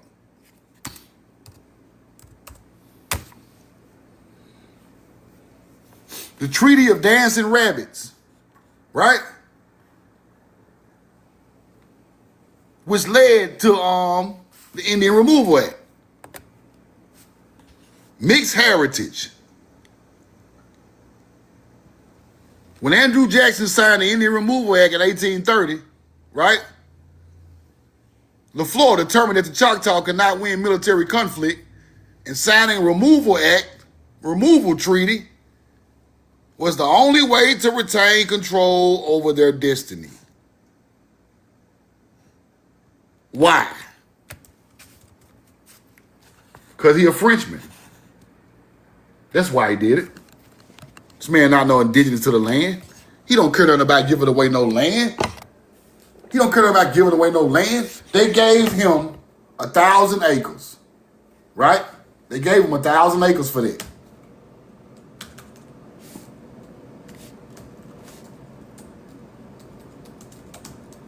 Now, let's start thinking. Let's start thinking, right? They gave that nigga 15,000 acres. Woo. 15,000 acres in Mississippi. In the Mississippi, right? And land in Texas. Enslaved people, 400 people who worked the cotton fields on his plantation. Now, let's kill the slave narrative of Africa and let's get into the real story. Right? Because this man is not coming from over the water. He was born here. Right? His daddy come from the water, but he was born here. Now, if these people give away and take all this land and get that man 15,000 acres for helping the government take all the land from the real Indians, who are them people that's enslaved on his plantation? Because that nigga got a plantation. Greenwood LaFleur got a whole... Who the people is? Who the people that's working on that field that they took? Our people. That's why I broke it down to you like that. If you attack the Chickasaws and Choctaws on their own land,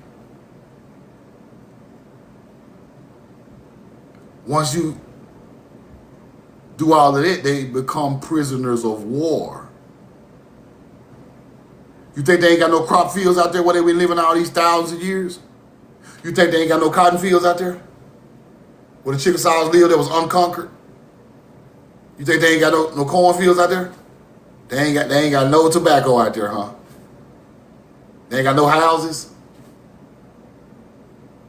In that same book, it said they was coming across towns of Choctaws and Chickasaws, the real ones, with 200 or 300 houses built in communities. I go back and find a receipt. It's in one of these papers. It's just so much reading. I skipped over it. But these communities are these Chickasaws and Choctaws in Mississippi. 200 or 300 houses, communities with mounds right by the lake. Nigga, we had whole houses and crop fields. Ain't no plantation. That's our land. Y'all ain't seen Africa in none of the... You ain't seen an African in none of them papers I just showed you. Not one. I ain't heard Africa since I opened the book. Them ain't no Africans who shot them arrows at the Spanish on the Mississippi River in 1539, 1540, whatever it was. Them ain't no Africans. Them ain't no Africans that sat in a Chickasaw community for 200 years before they got messed with. Them ain't no Africans. Roll the corn. Them is not no Africans. Y'all kill it. Let's go back to that.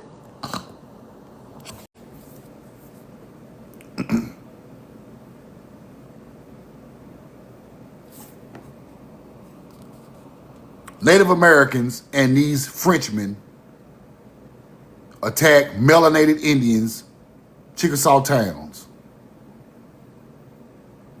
Right there. Roll the corn. That's what happened.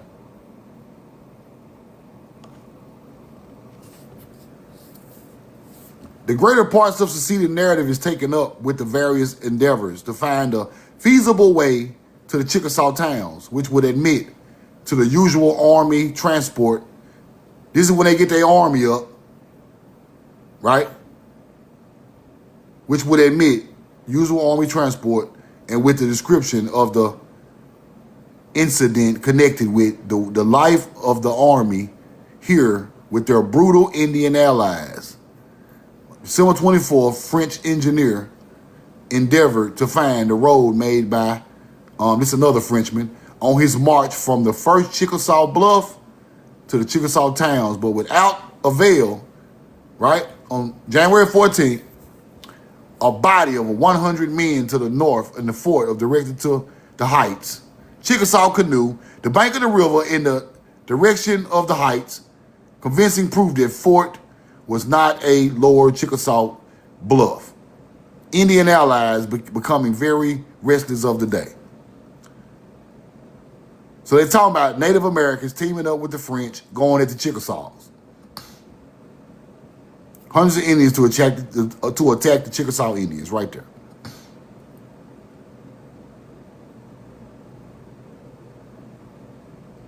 And when you attack them, you make them POWs.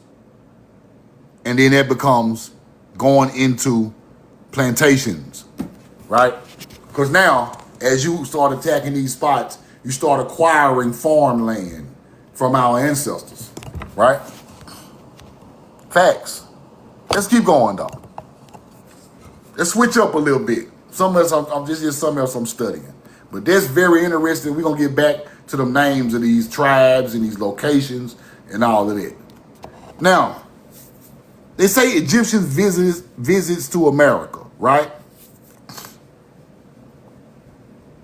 Egypt and Yucatan were in close communication long before our era. Egypt visited America in 3000 BC, they say, and established a colony, they say. The Egyptians knew of the existence of the Americas continent. They possessed vessels able to cross the Atlantic. The legends of the Maya Indians assert that their culture came to them across the ocean from the east. That's what they try to say now. The ruins of Yucatan resemble the early Egyptian architecture. A large statue discovered in Mexico in 1839, right? Apparently of Egyptian design. Apparently. The ancient Maya gently resembled the Egyptians in both physique and character. The language of the modern Mayan Indians contains several hundred recognizable Egyptian words. The hieroglyphic alphabet in the ancient Mayas, right, crudely recorded by Diego de Landa, contains at least 12 letters expressing the same sound for the same thought as the Egyptians. Same stuff. A more careful study of each alphabet shows certain identities of several letters. It is even possible to read a few books of the undeciphered Mayan hieroglyphs by spelling them out directly in Egyptian. This is what they don't want to teach you. It's the same languages, people. Same languages, different, the glyphs, same glyphs, different languages. Same people. Right? Same people. Now, this was said to be found in Mexico. A Sar and a Set. A Sar and a Set, right? Right? Now, I taught y'all this now. What does that bowl mean? Right? That bowl means Lord, people. The Lord of a land. Same thing Egypt got. This is a Mexican find. That bowl means Lord. I taught y'all that. Lord of two lands. Shit like that. Let me show it to you. Roll the coin. Now you see that bowl right there? This is an American artifact. See that bowl with the lines for water for like Mim? Now, if that bowl means Lord over there, over here, why the hell it mean the same thing in Egypt? Watch this. Lord. See that bowl? Lord. Two lands. It's the same thing. Right? The Lord of two lands.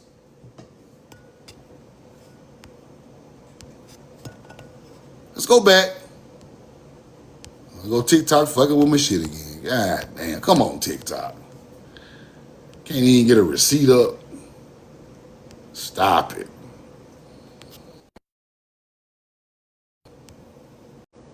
Hold on, y'all.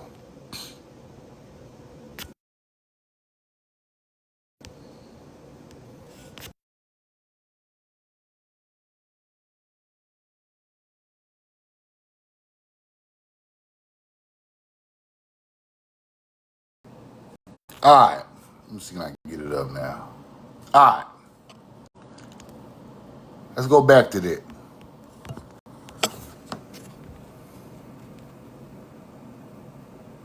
As you can see, this is an American artifact. Look at the bottom now. It's an American artifact. Look at the bottom. Read the fine print.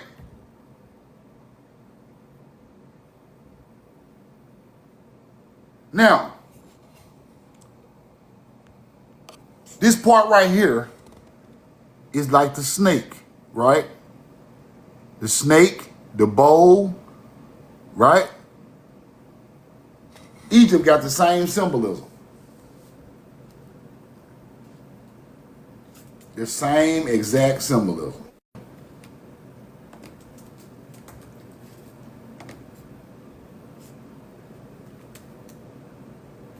Let me show you one. The same exact symbolism, y'all. On their glyphs. Wish I can go pull up my old receipts, but it's going to be hard to pull them up.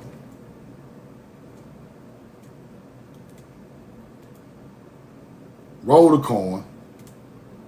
I can't find one today, but I have to go back and look. But it's the same symbolism. See, can I pull some up?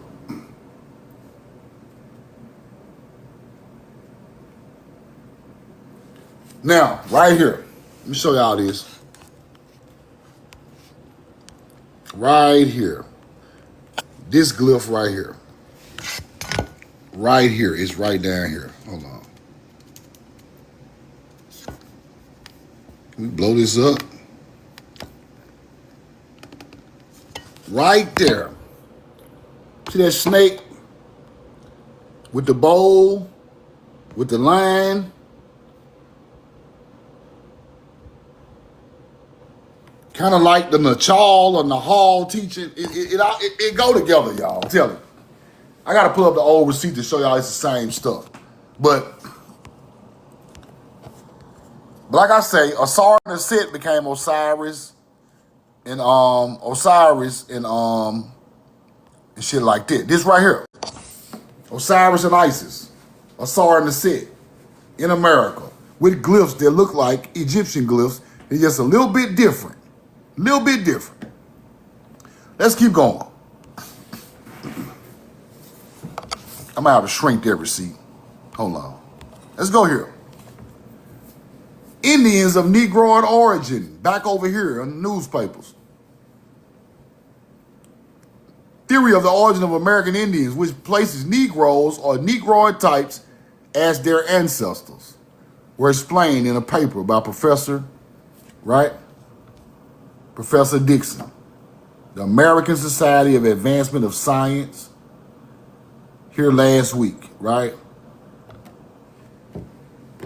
Negroes and Negroid types as their ancestors.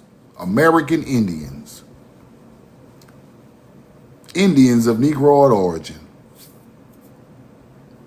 Let me shrink the other one.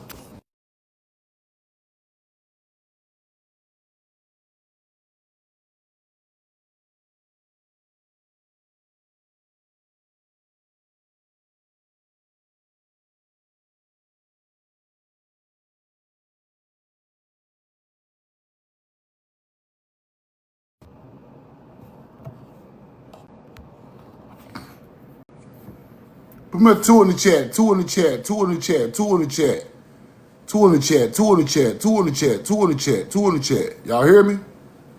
2 in the chat, 2 in the chat. Scientists are now asking the question, did Negroes precede Columbus' discoveries of America? Harvard University, North American Indians led to conclude that some of these tribes were descended from Negro or Negroid groups that thought, they conceived that Negroes came to this continent first as free men. That's what they're trying to tell you. We came here as free men. We always been here the whole time.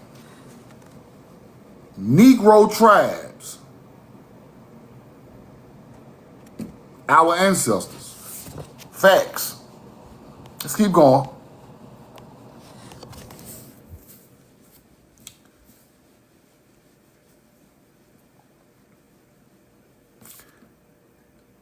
Text of Skull Studies says investigations prove that Negroes were ancestors of Indians.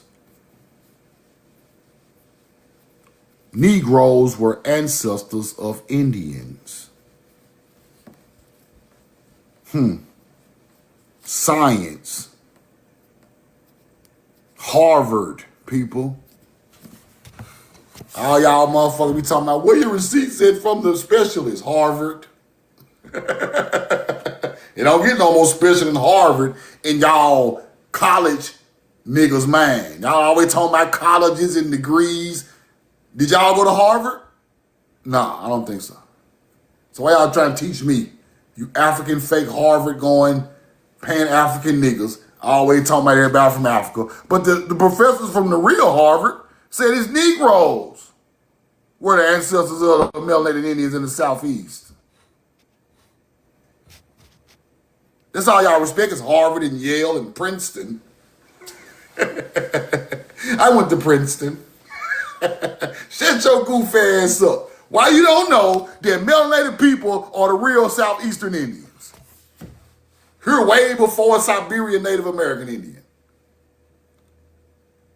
Well, y'all don't know that if y'all so educated. Well, y'all don't know the mounds are aligned with sickness just like the pyramids. Why y'all don't know the top of the pyramid stands for primordial mounds? Why y'all don't know none of this stuff? Y'all went to Pan-African, Pan-Goofy Community College.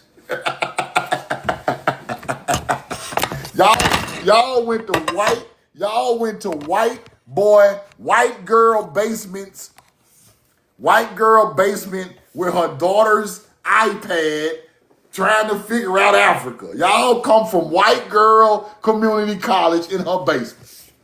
Dashiki Community College. That's where y'all come from. Y'all do not got no, it be trying to act educated. Every time I get on the line with these different Sutek ass niggas, we're educated. We went to school. Y'all niggas ain't went to nobody's school and taught y'all that shit. These the same people be making up degrees. I went to school for African culture. You went to school for African culture in the middle of Alabama. Bro, stop. Y'all ain't no scholars, bro. Y'all don't even know your own history. Y'all don't even know our culture. Y'all don't know shit. Like a 12-pack of y'all don't know nothing, bro. Y'all been on the internet 40 years talking about Horus, bro. And Haru. And Tutushi. And Atlanteans. And Sumerians. And Nagas. And Americans. And they talking about all this shit, just spitting out words. Don't even know where this shit come from. Just in sub-Saharan Africa, in monkey bones, in ancient monkey bones. Africanus monkey bones. Talking about they the oldest bones in the world. Bro, them monkey bones, bro.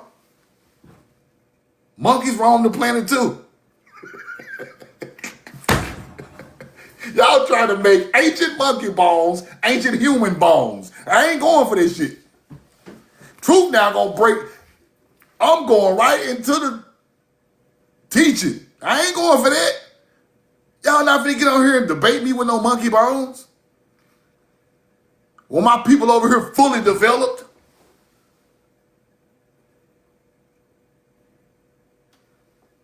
And you talking about monkey bones. The oldest man found in Africa, the monkey bone. That's the oldest monkey. What the fuck are you talking about, bro? I'm not finna debate y'all with that. With a landmass 700 million years younger than this one. You're not finna tell me that, bro. You're not finna tell me no life was on this land and it been here 700 million years older than Africa.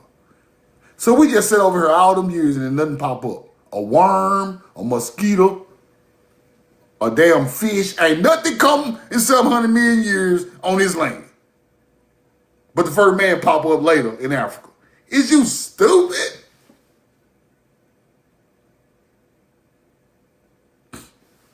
It's a proven fact in science, in real history, that evolved man came across Neanderthals. It's a proven fact. It's a proven fact evolved man came across Neanderthals sometime in our recent history. In the last 10,000 years, 12,000, yeah, it's a known fact. It's a known fact in Samaria, Egypt. It's a known fact in science that they keep hidden. There's somebody superior who was here way longer than the other people came across each other. Modern day humans and Neanderthals. It's a known fact. If this land is older, we are the modern day people. We was more advanced.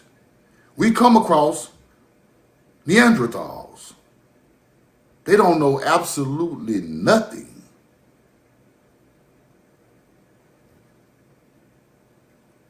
They watch us do all this divine stuff. It became spiritual. They started to learn it. People started mixing.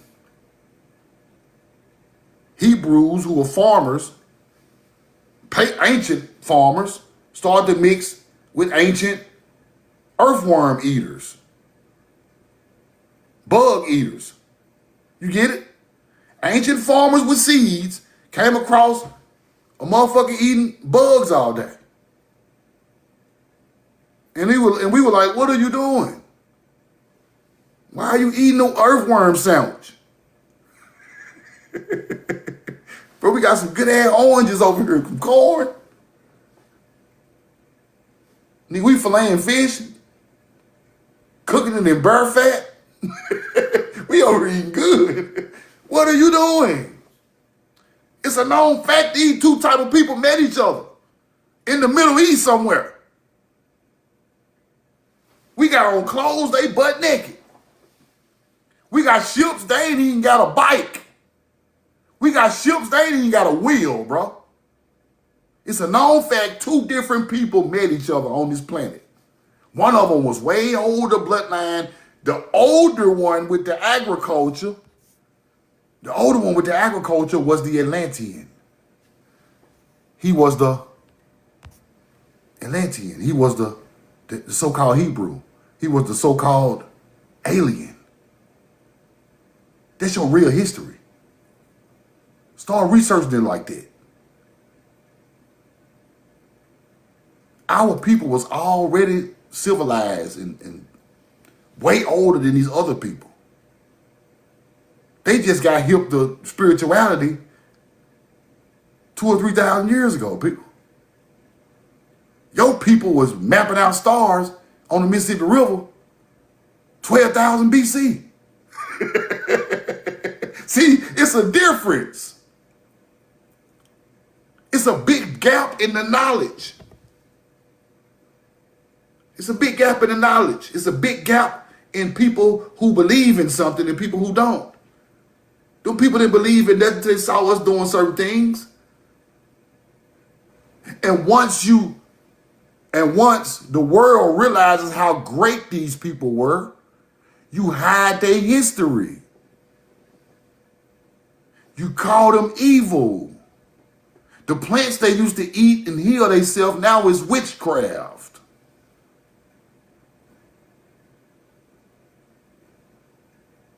Roll the corn.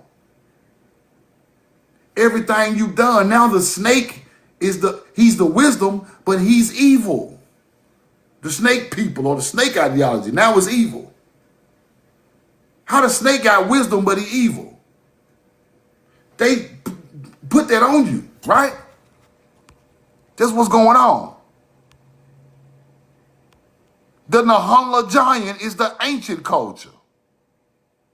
That's what they trying to tell you.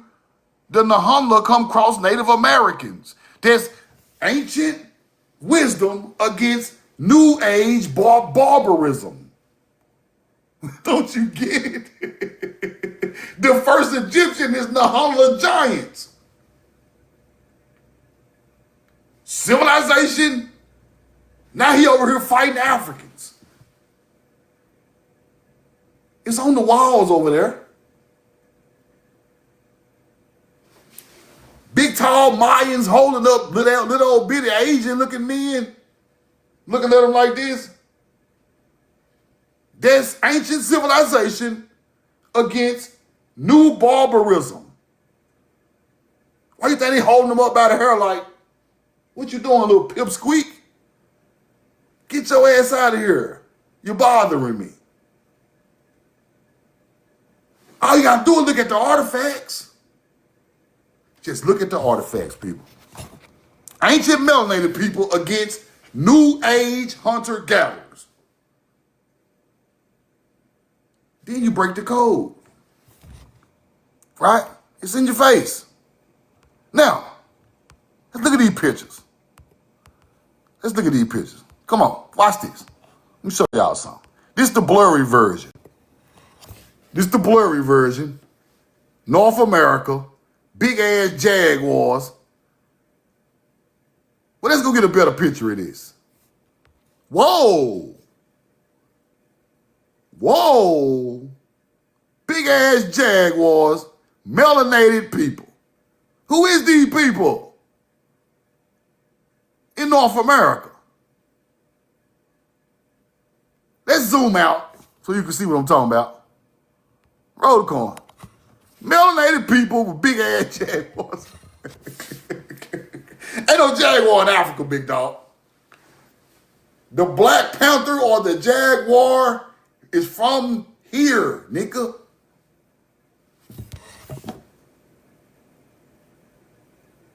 Who these people is? Let's keep looking.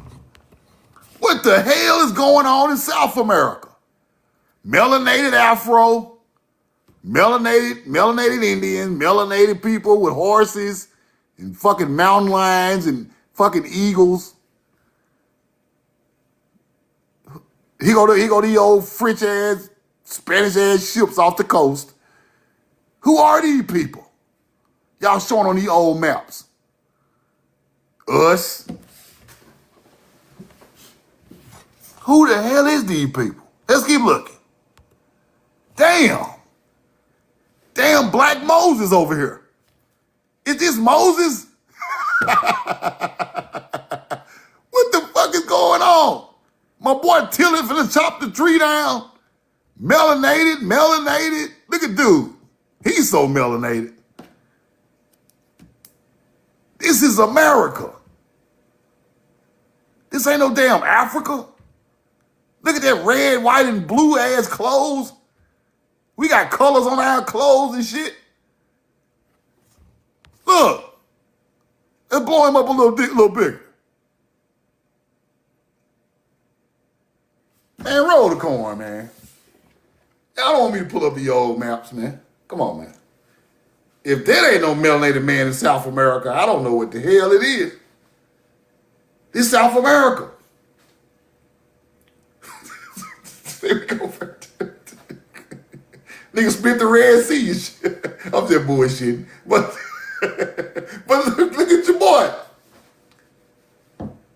Big fro, big beard.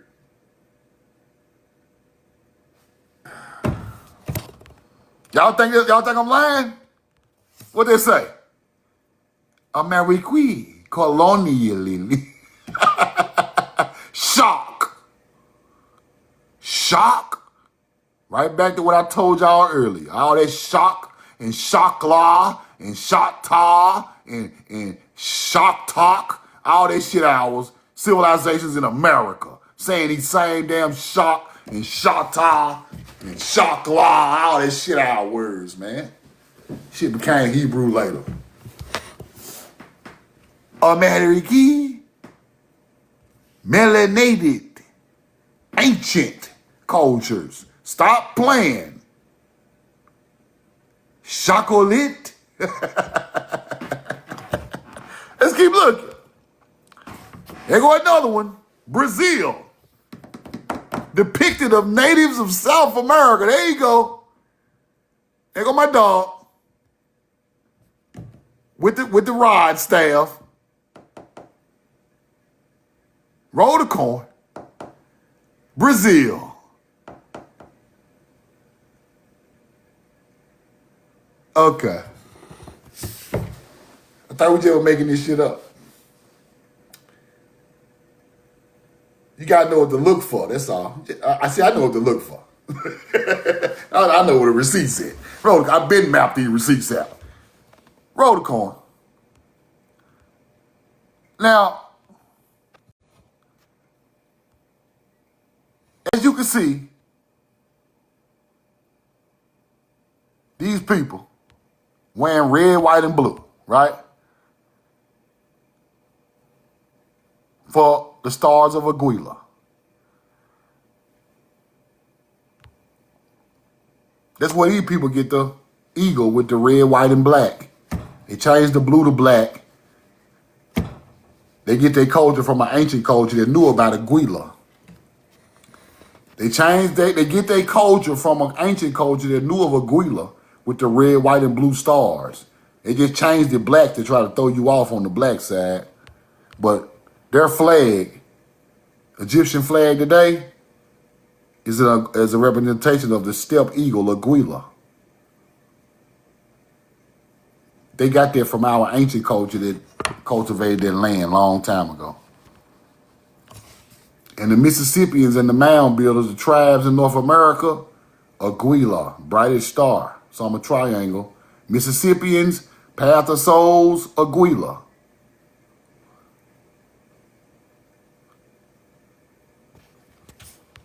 Now,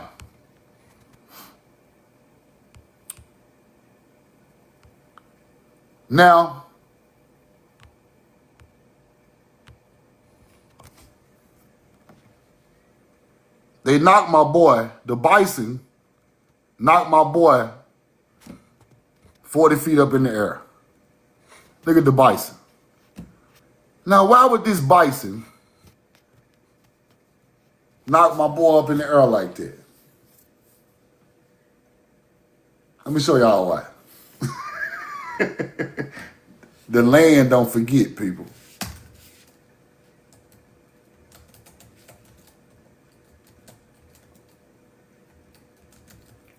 Even the animals don't forget. We supposed to forget, and the damn bison don't forget.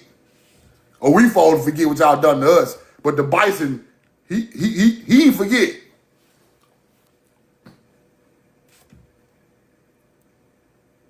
I'm in it. Bison like, man, look at here, pimp. This was the bison know. This was the bison know right here. The bison knows that these hunter-gatherers killed 30 to 60 million of us, 40 to 50 million of my ancestors.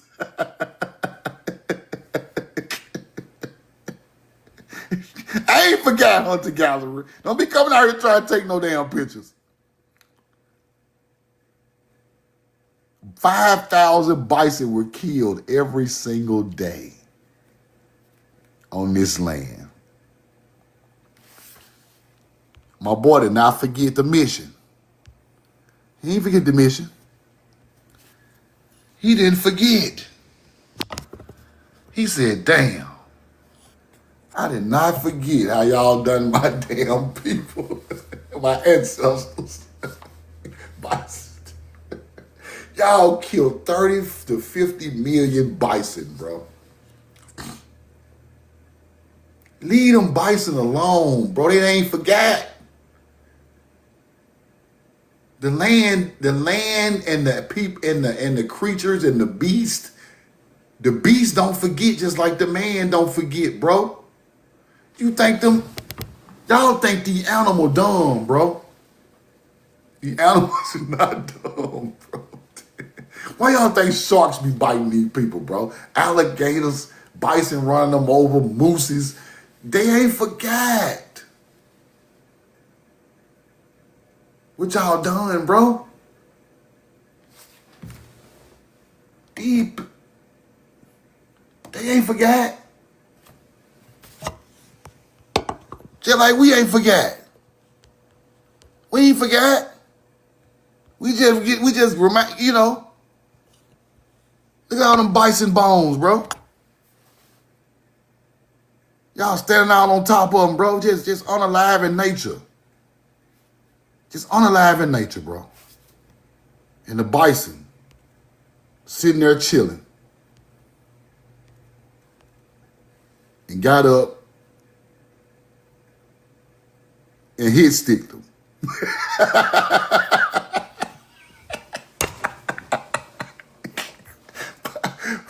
Where that truck come from? Listen, bro. Ain't nobody forgot what y'all done, bro. I don't know why y'all hanging around talking about some, let's just move along, kumbaya. The bison ain't forgot. How the fuck I supposed to forget? The bison still know who the hell to hit.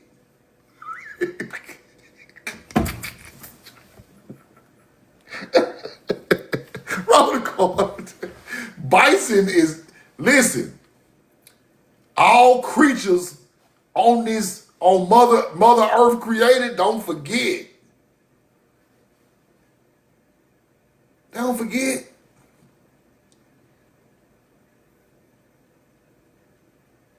But they want us to forget. And this is one more thing I'm studying right here, y'all. Okay. This is, he go the dumb shit they be telling us, right? Now, he go these ships in Egypt, right? Natural asphalt, which is bitumen.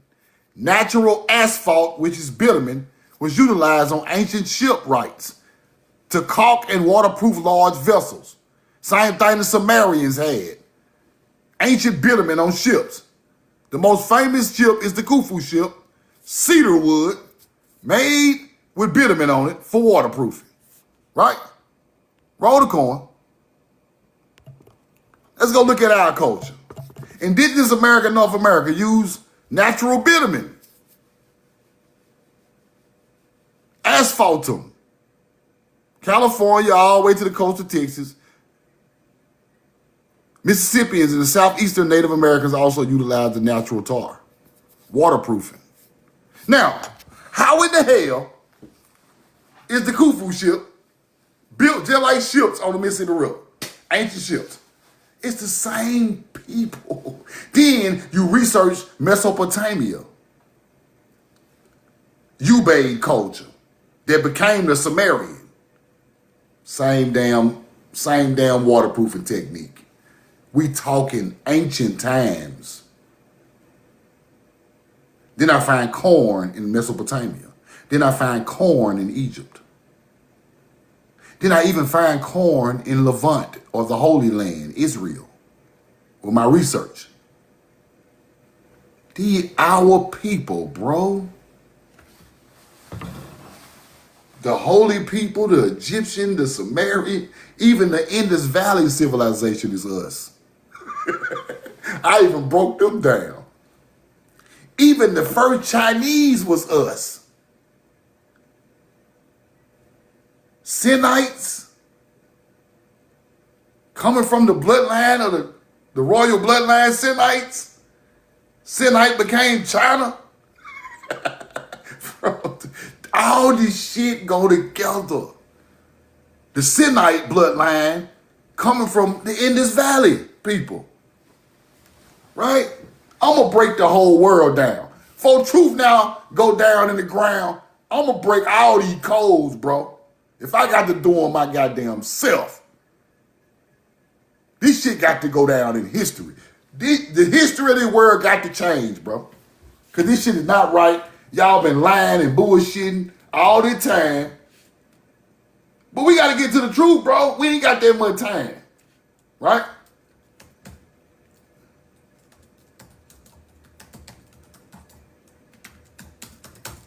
We'll just do it later. Nah, we finna do it now.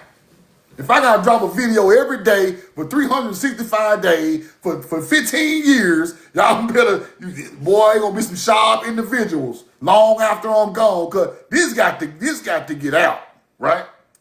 Now, what you gotta understand about these places and I learned this in my study, right? That a lot of these words are coming from the same people, bro. Right? Sinite, associated with China. Right? The land of Sinim. But this is a certain bloodline of people. Right? Now look what it say. Sinites are listed as descendants of Canaan. Canaan? Now I got to freestyle this because I ain't got all the receipts on hand. But the first Chinese were Sinites. Descendants of Canaan, Canaanites. The Canaanites are the Phoenicians. The Phoenicians are the Sidonians. Don't he say it again? Don't he say it again? Sinites are descendants from Canaanites. Canaanites was called the Phoenicians by the Greek. The Phoenicians' real name is Sidonians. They come from Sidon, not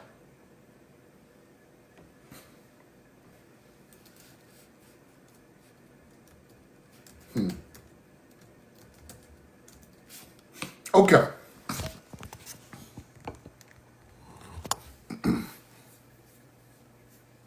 Sidon, Phoenicia.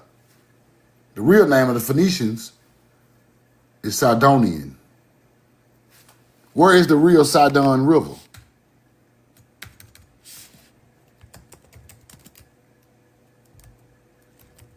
The Mormons told you where it was.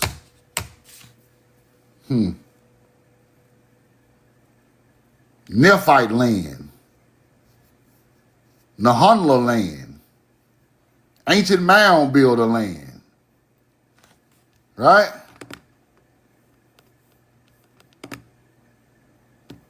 Roll the coin. Nahunla, Nephite land, the land of the giants, land of the first man on earth. Right here. Sidonians, the head of the river Sidon. Man, that's our people, bro. Roll the coin. Y'all don't stop playing. Sidonians. Sidonians are Hebrews, people, in ancient times. They said the Phoenicians was the ancestors of the Natchez Indians. The Sidonian was the ancestor of the Natchez Indians in the old books. How the hell a Hebrew is the ancestor of Natchez, Mississippi Indians? See, this shit is way deeper than what you think it is. Boy. They said the Cretans or the Minoans are the ancestors of the Yuchi Indians in North Georgia. Head of the river Sidon.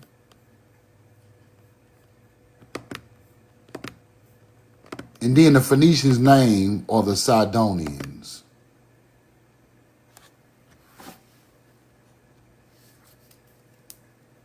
Y'all know who y'all is over here? Ooh. Y'all know who y'all is over here. They don't want you to know who you is over here. They just want you to be an African American. Boy, your ancestors are the original royalty. They built all the pyramids, the temples, the cities, and all over there on the other side of the world. They made the first ships. They're the first bloodline of the earth. That's why it's always a teaching of the mother goddess. When you get a mother goddess teaching, that comes from earth-born people. Don't no alien tell you about no mother goddess of earth. No, that's stupid. Y'all know who y'all is? Greatest people on the planet. All your ancestors' knowledge built the world. All of it.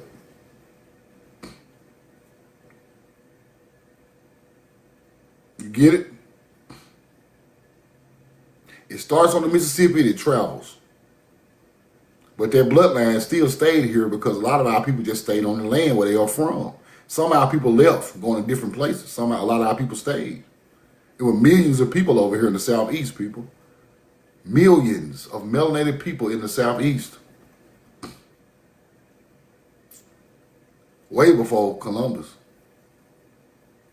Been here since the beginning of time. The Mississippi River is the oldest river on the planet. Beyond age, they call it. So the first man springs up in North America. Facts. Ain't no other land older than this land. No other land is older than this land. Go research the Canadian Shield. Read the big dogs. Africa is a puppy.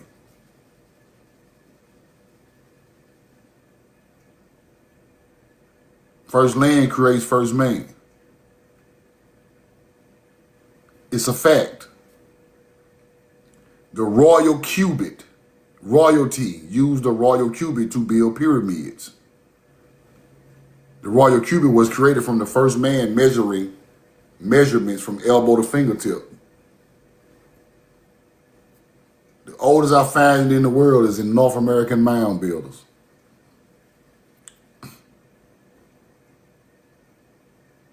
You get it? When you lose your land, you lose your culture. Your culture is connected to the land. Right? That's when generational curses really start.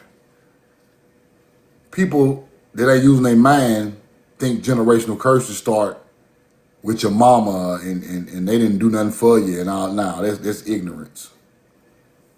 Generational curses start once they kick you off your land. Now your people got to do whatever it takes to survive. You get it? Let me give you an example. If my mama left me a mansion and a bunch of money and a bunch of food, a bunch of knowledge, and somebody just come kick me out of my mansion with my knowledge and my ancestors buried in the backyard, and they teach me a new thing and I have kids and 2-3 generations go by, I done forgot that I was royalty. I forgot after I pass away, the next child takes on the burden. But they forgot that their grandmama had a mansion with crop fields and wisdom and money all over the house they took. Now we just think we some type of hood niggas and idiots, right? But you go back 1800s, your people was the most wealthiest people on the planet. In 300 years, you go from royalty to hood niggas.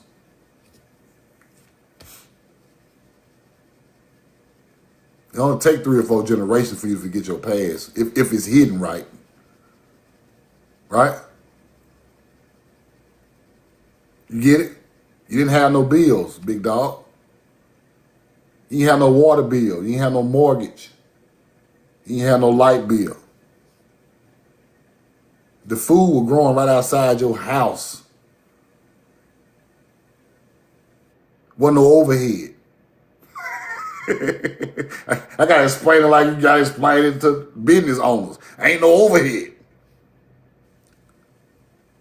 All the crops in the grocery store in your field, all the fish and the cows and the chickens and all this shit running around the yard.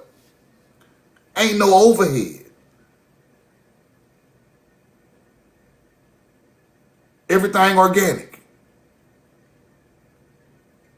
Tobacco growing out there in the yard. Folks making corn whiskey back there in the woods. Ain't no overhead. That's the paradise that was promised to you. Ain't no overhead. What the overhead is? Hemp, Whatever you want, bro. Your people just pass you down 800, 300 acres, house, food, wealth, the harvest coming. You already built up a trade network to sell this stuff. The trap already set up, bro. All you gotta do is go open the trap house door. The trap already booming.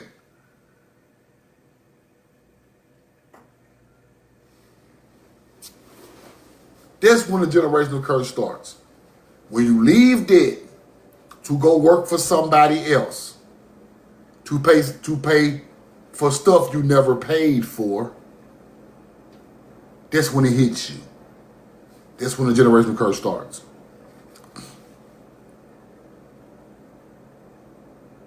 Get it? Now you must live in their society to survive.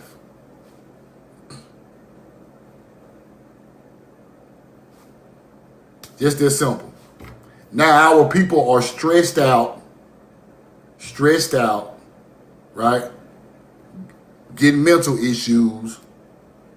The kids running wild because you got to go make the money. You can't get no good relationship. You ain't got time. You got to keep busting your ass to pay the bills. Now everything is starting to fall apart. It's falling apart right there in your face. Ain't no more family structure. Ain't nobody. Everything is falling apart right in your face. It's designed like that. It is designed like that. Right? Now on top of all of that, our people are starting to act like white people. On top of all of that, niggas acting like, I ain't going to the store with the melanated people.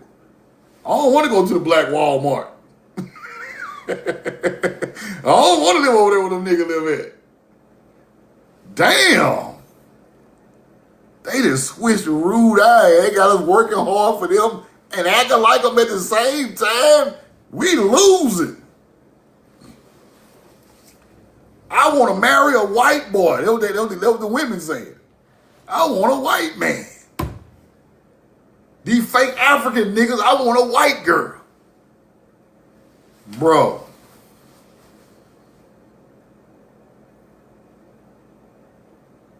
See what's going on? Something happened to our people in a crazy incident. They get right on TikTok talking about some, what's the dude name? Had the knife.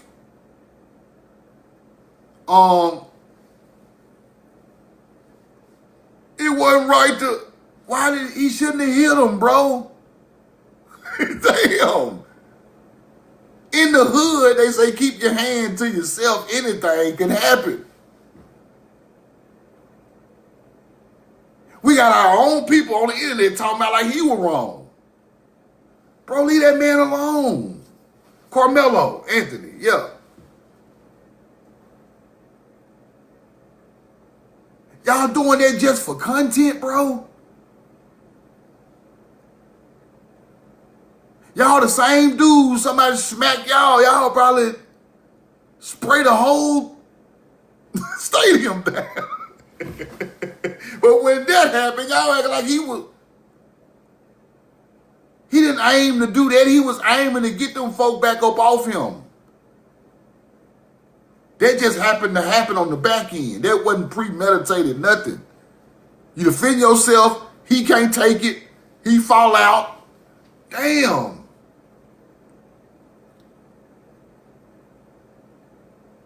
That's normal. Fights go on, bro. Everybody don't fight the same. Do Floyd Mayweather fight like Tyson? Do Tyson fight like Tank? It's different styles. MMA fighters, some of them grapplers and chokers, and some of them strikers. A fight is a fight. I'm sorry, bro. Keep your hands to yourself. Keep your hands to yourself, bro. That's an unfortunate event. It's unfortunate, but keep your hand to yourself, bro.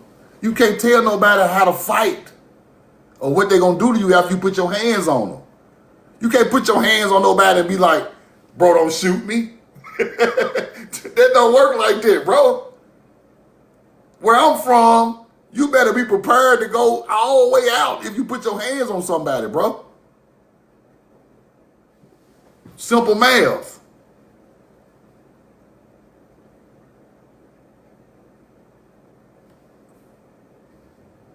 We know the truth now. We know where I'm from, don't even bump niggas too hard. Don't come in the gas station just bumping niggas. You gonna have to spread out of there, bro. You got to John Wick your way out the door, just bumping, stepping on niggas' shoes. You keep your hand to yourself, people. It's just simple. So now they got our people acting like them. Talking about some, talking about he was wrong. He was wrong to put his hands on him first. Wrong is wrong, bro. Two wrongs don't make no right. Two wrongs do not make a right.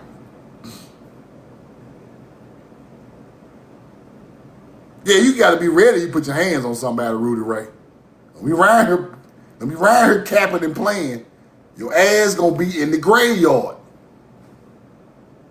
Playing around with the right people, putting your hands. I'm telling you now. All right, for nothing. You were just eating a good hamburger. Now you watching yourself from the outside. Like, damn. I'm out of there. I'm out of there for playing.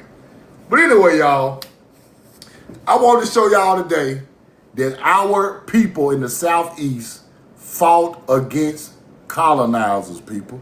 The Mississippi River, Helena, Arkansas, Bentonville, Louisiana, Chickasaws, all these melanated tribes in the South, they fought, right? Indians, Tampa Bay Indians, down there in Florida. These people fought. These people were unconquered for hundreds of years after they came here, right? The Chickasaws sat there since 1540 all the way to 1740, untouched.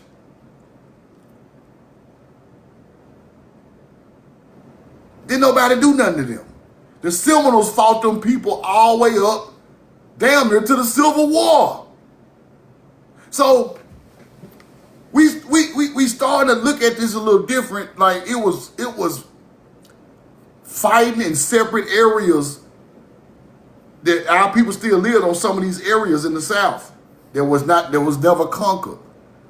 Then they come with the laws and put a county under your feet, then start charging you tax money. So by the time they get their army up, they start to go around checking on land that they say you never paid taxes on. It's all a scam, people.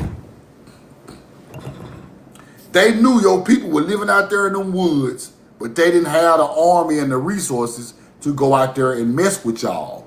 When they actually did, that's when they come with the taxes and the sharecropping and all of this. You get it? So around the late 1800s, your people start losing their land. My people start losing their land in like the 1890s. And then it was all gone by the 30s. Then my great grandmama moved to Jackson, Mississippi, right?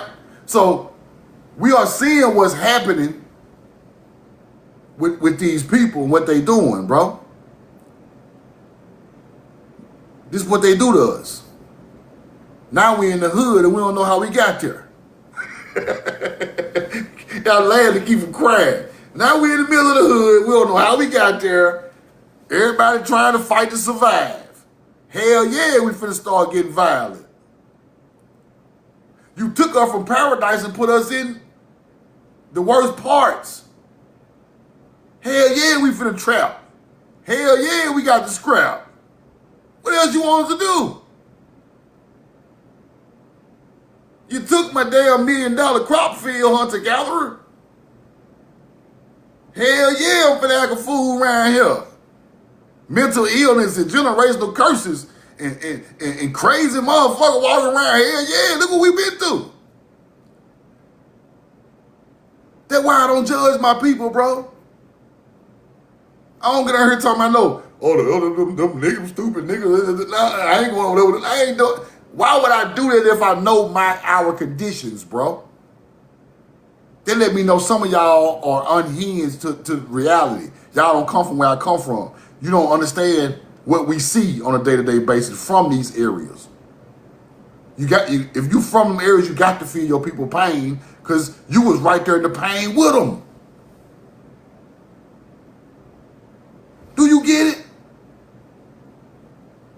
You got to feel their pain. Same way they got to feel yours. So that's a connection, bro. Even though all of us don't get along, all of us don't talk, all of us don't agree on all information, we got one common thing. They watching the hell out of us, and we got ancestry, we got pain coming from somewhere, bro.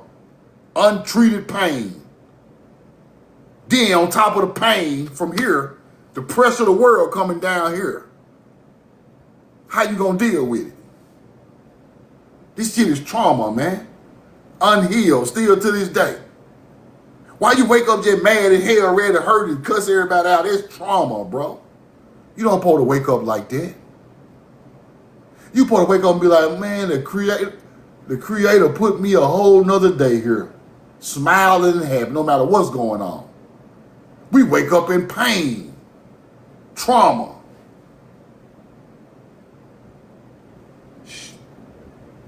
Come on now. We all got that in common, bro.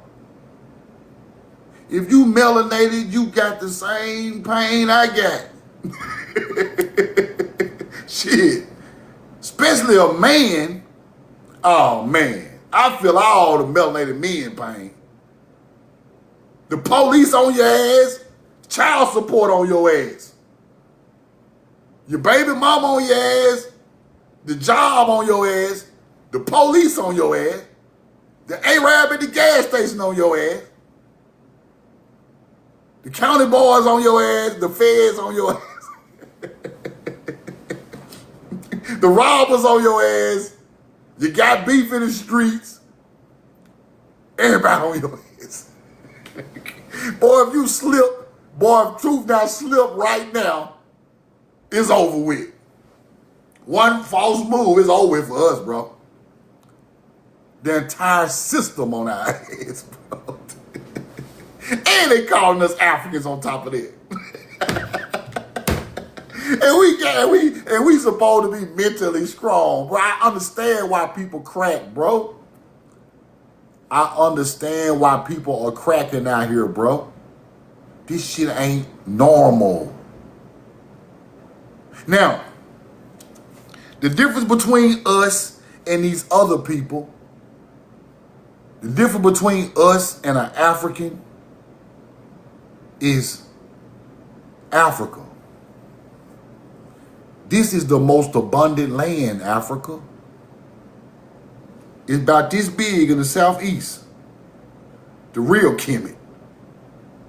That land alone makes my bloodline of people lose billions of dollars. Now, y'all lost some land over there. Y'all lost a couple diamond mines and apartheid, I understand. But that land don't add up to what my people lost. My people lost paradise. Go look at Miami. Go look at the Gulf Coast of Texas, Corpus Christi. Go look at New Orleans. Go look at the Mississippi Gulf Coast, at Orange Beach, Alabama. Millions of dollars of crab legs just floating on the water. Shrimp. Go look at the Mississippi River. Go look at millions of dollars worth of cotton, tobacco. You think Virginia Slim ain't rich? You think Newports ain't rich? I knew a white man that was the middleman at selling tobacco, and his ass was down there. That nigga was wealthy. He was just the middleman selling tobacco. He didn't grow it. He didn't package it. He just was the middleman. Nicotine rustica. Now, look at what my people lost. Y'all think y'all couple of Arab oil tycoon got some money? Oh, we'll be over there turn Dubai down. It was still I had our ancestral land. This would be the Dubai, right here. We'll be over here acting the fool right in Louisiana, Mississippi, Arkansas, and yeah, house full of Rolls Royces. But it ain't about that. It ain't about that. That's not what I'm teaching. But what I'm telling you is my people lost the most wealth switch, the biggest one ever in the world. That's what I'm trying to tell you. This is the biggest L of wealth in the world, in the southeast of America. The biggest loss ever. Arabs, y'all were not in the Middle East first. Y'all went there first. You know how I know that? Y'all were blowing up our artifacts before y'all. Every artifact y'all know y'all didn't make, y'all blew it up. Why would y'all blow up our artifacts? Because they're not y'all's. That's why y'all blew them up, right? You get rid of people's artifacts and you tell them they are from somewhere else, so they have no claim to the land, people. They ain't got no claim to the land. If you tell Brian, we know the truth now, I'm from Africa, I never looked for no land in Mississippi. Oh, I'm an African. I don't own no land over here. Whole time, motherfucker getting $2.5 million a year off tobacco off my people's field. I'm just walking around, oh, y'all, I'm African. They told me I was. By the time I figure it out, they filthy rich. See the move now? That's why they tell you from Africa. They don't really care. Listen, they don't really care about where you come from. They don't care about where you come from. All they care about, they know you was here before them. So now, to make it historically fit, we are coming from that coast. Them people coming from Spain, bro. That's north of Africa. Spain and France right there in the Mediterranean Sea. So if we say they come from the west coast of Africa. Now that's where y'all ass came from. They trying to make it make sense with a fucked up a fake history, right? Okay, we came from Spain. He go Spain. He go Africa. He go top part of Africa right there. We gonna say they come from right here. We took them in the slave trade from up here, over here in the Mediterranean, right here. Took their ass to America. Now it makes sense. Now we can lie in the history book. We have to come up with a lie to disassociate them with their land so we can take it. These people over there living on the promised land. These people over here literally living on the gemstone capital of the world. It's gold everywhere. And if you think wasn't no gold over here, you think wasn't no wealth over here? Now, why was Spain poor before they came to America? After they left America, they were rich as hell. See, they try to tell you we ain't got nothing over here. They lying. Watch this. Spain, wealthy off American gold. Watch this.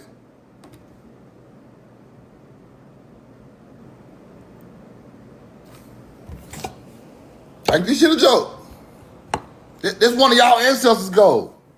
Spain became the richest nation in the world during the 16th century by extracting gold from the Americas. I thought y'all was so rich over there and so royal. Huh? Roll the corn. Spain became the richest nation in the world in the 1600s from American gold and silver. I thought they ain't find nothing over here.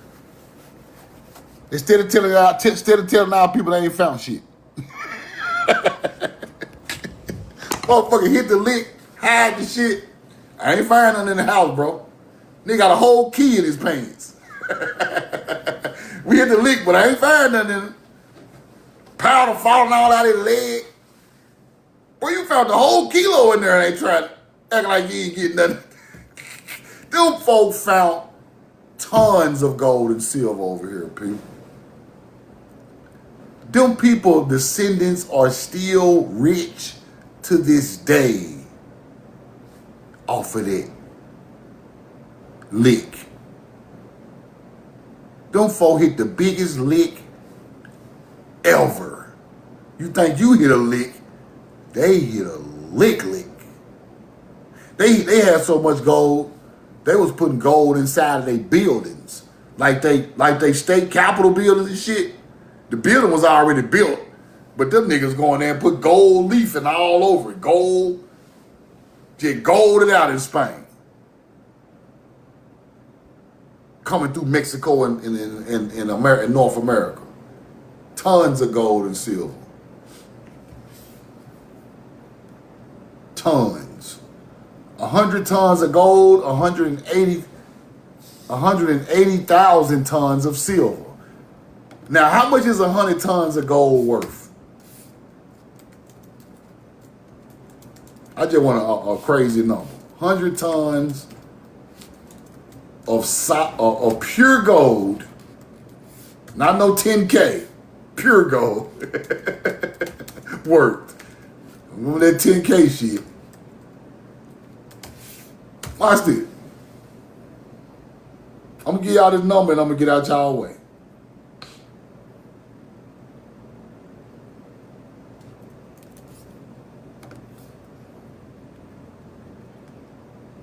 Mm.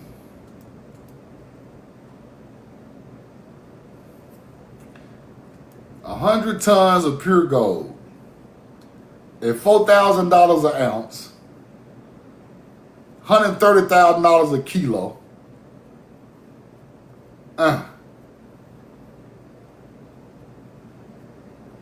13 billion.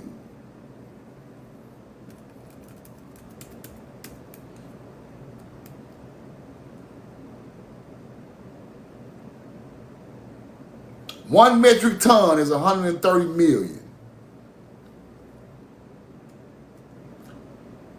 That was $13.14 billion worth of gold in the 1600s.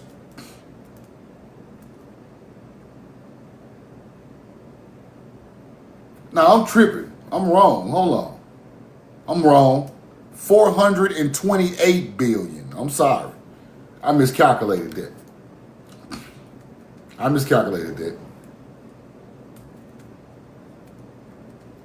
My bad. 428 billion.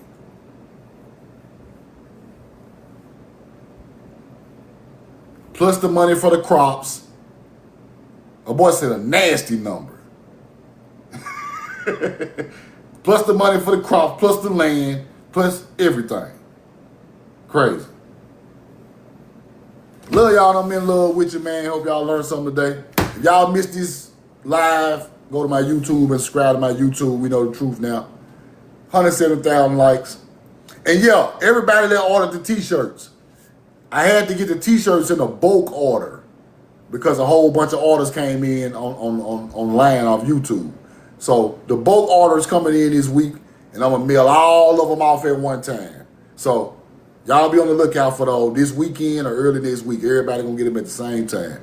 I want y'all to put them on TikTok for me. So bulk order coming in between today and Wednesday. I'm going to send all of them out because so many orders came in. I had to get a bulk order done. So be on the lookout for that. If y'all want to order a t-shirt, hop in my DM, let me know. Hit me in my DM. Love y'all, I'm in love with you. Y'all be safe. Roll the coin. We know the truth now. Appreciate you, Difficult. Thank you so much. Y'all be patient with me. Y'all don't cuss me out of my DM. The t-shirt coming. Don't cuss me out now. Roll the coin.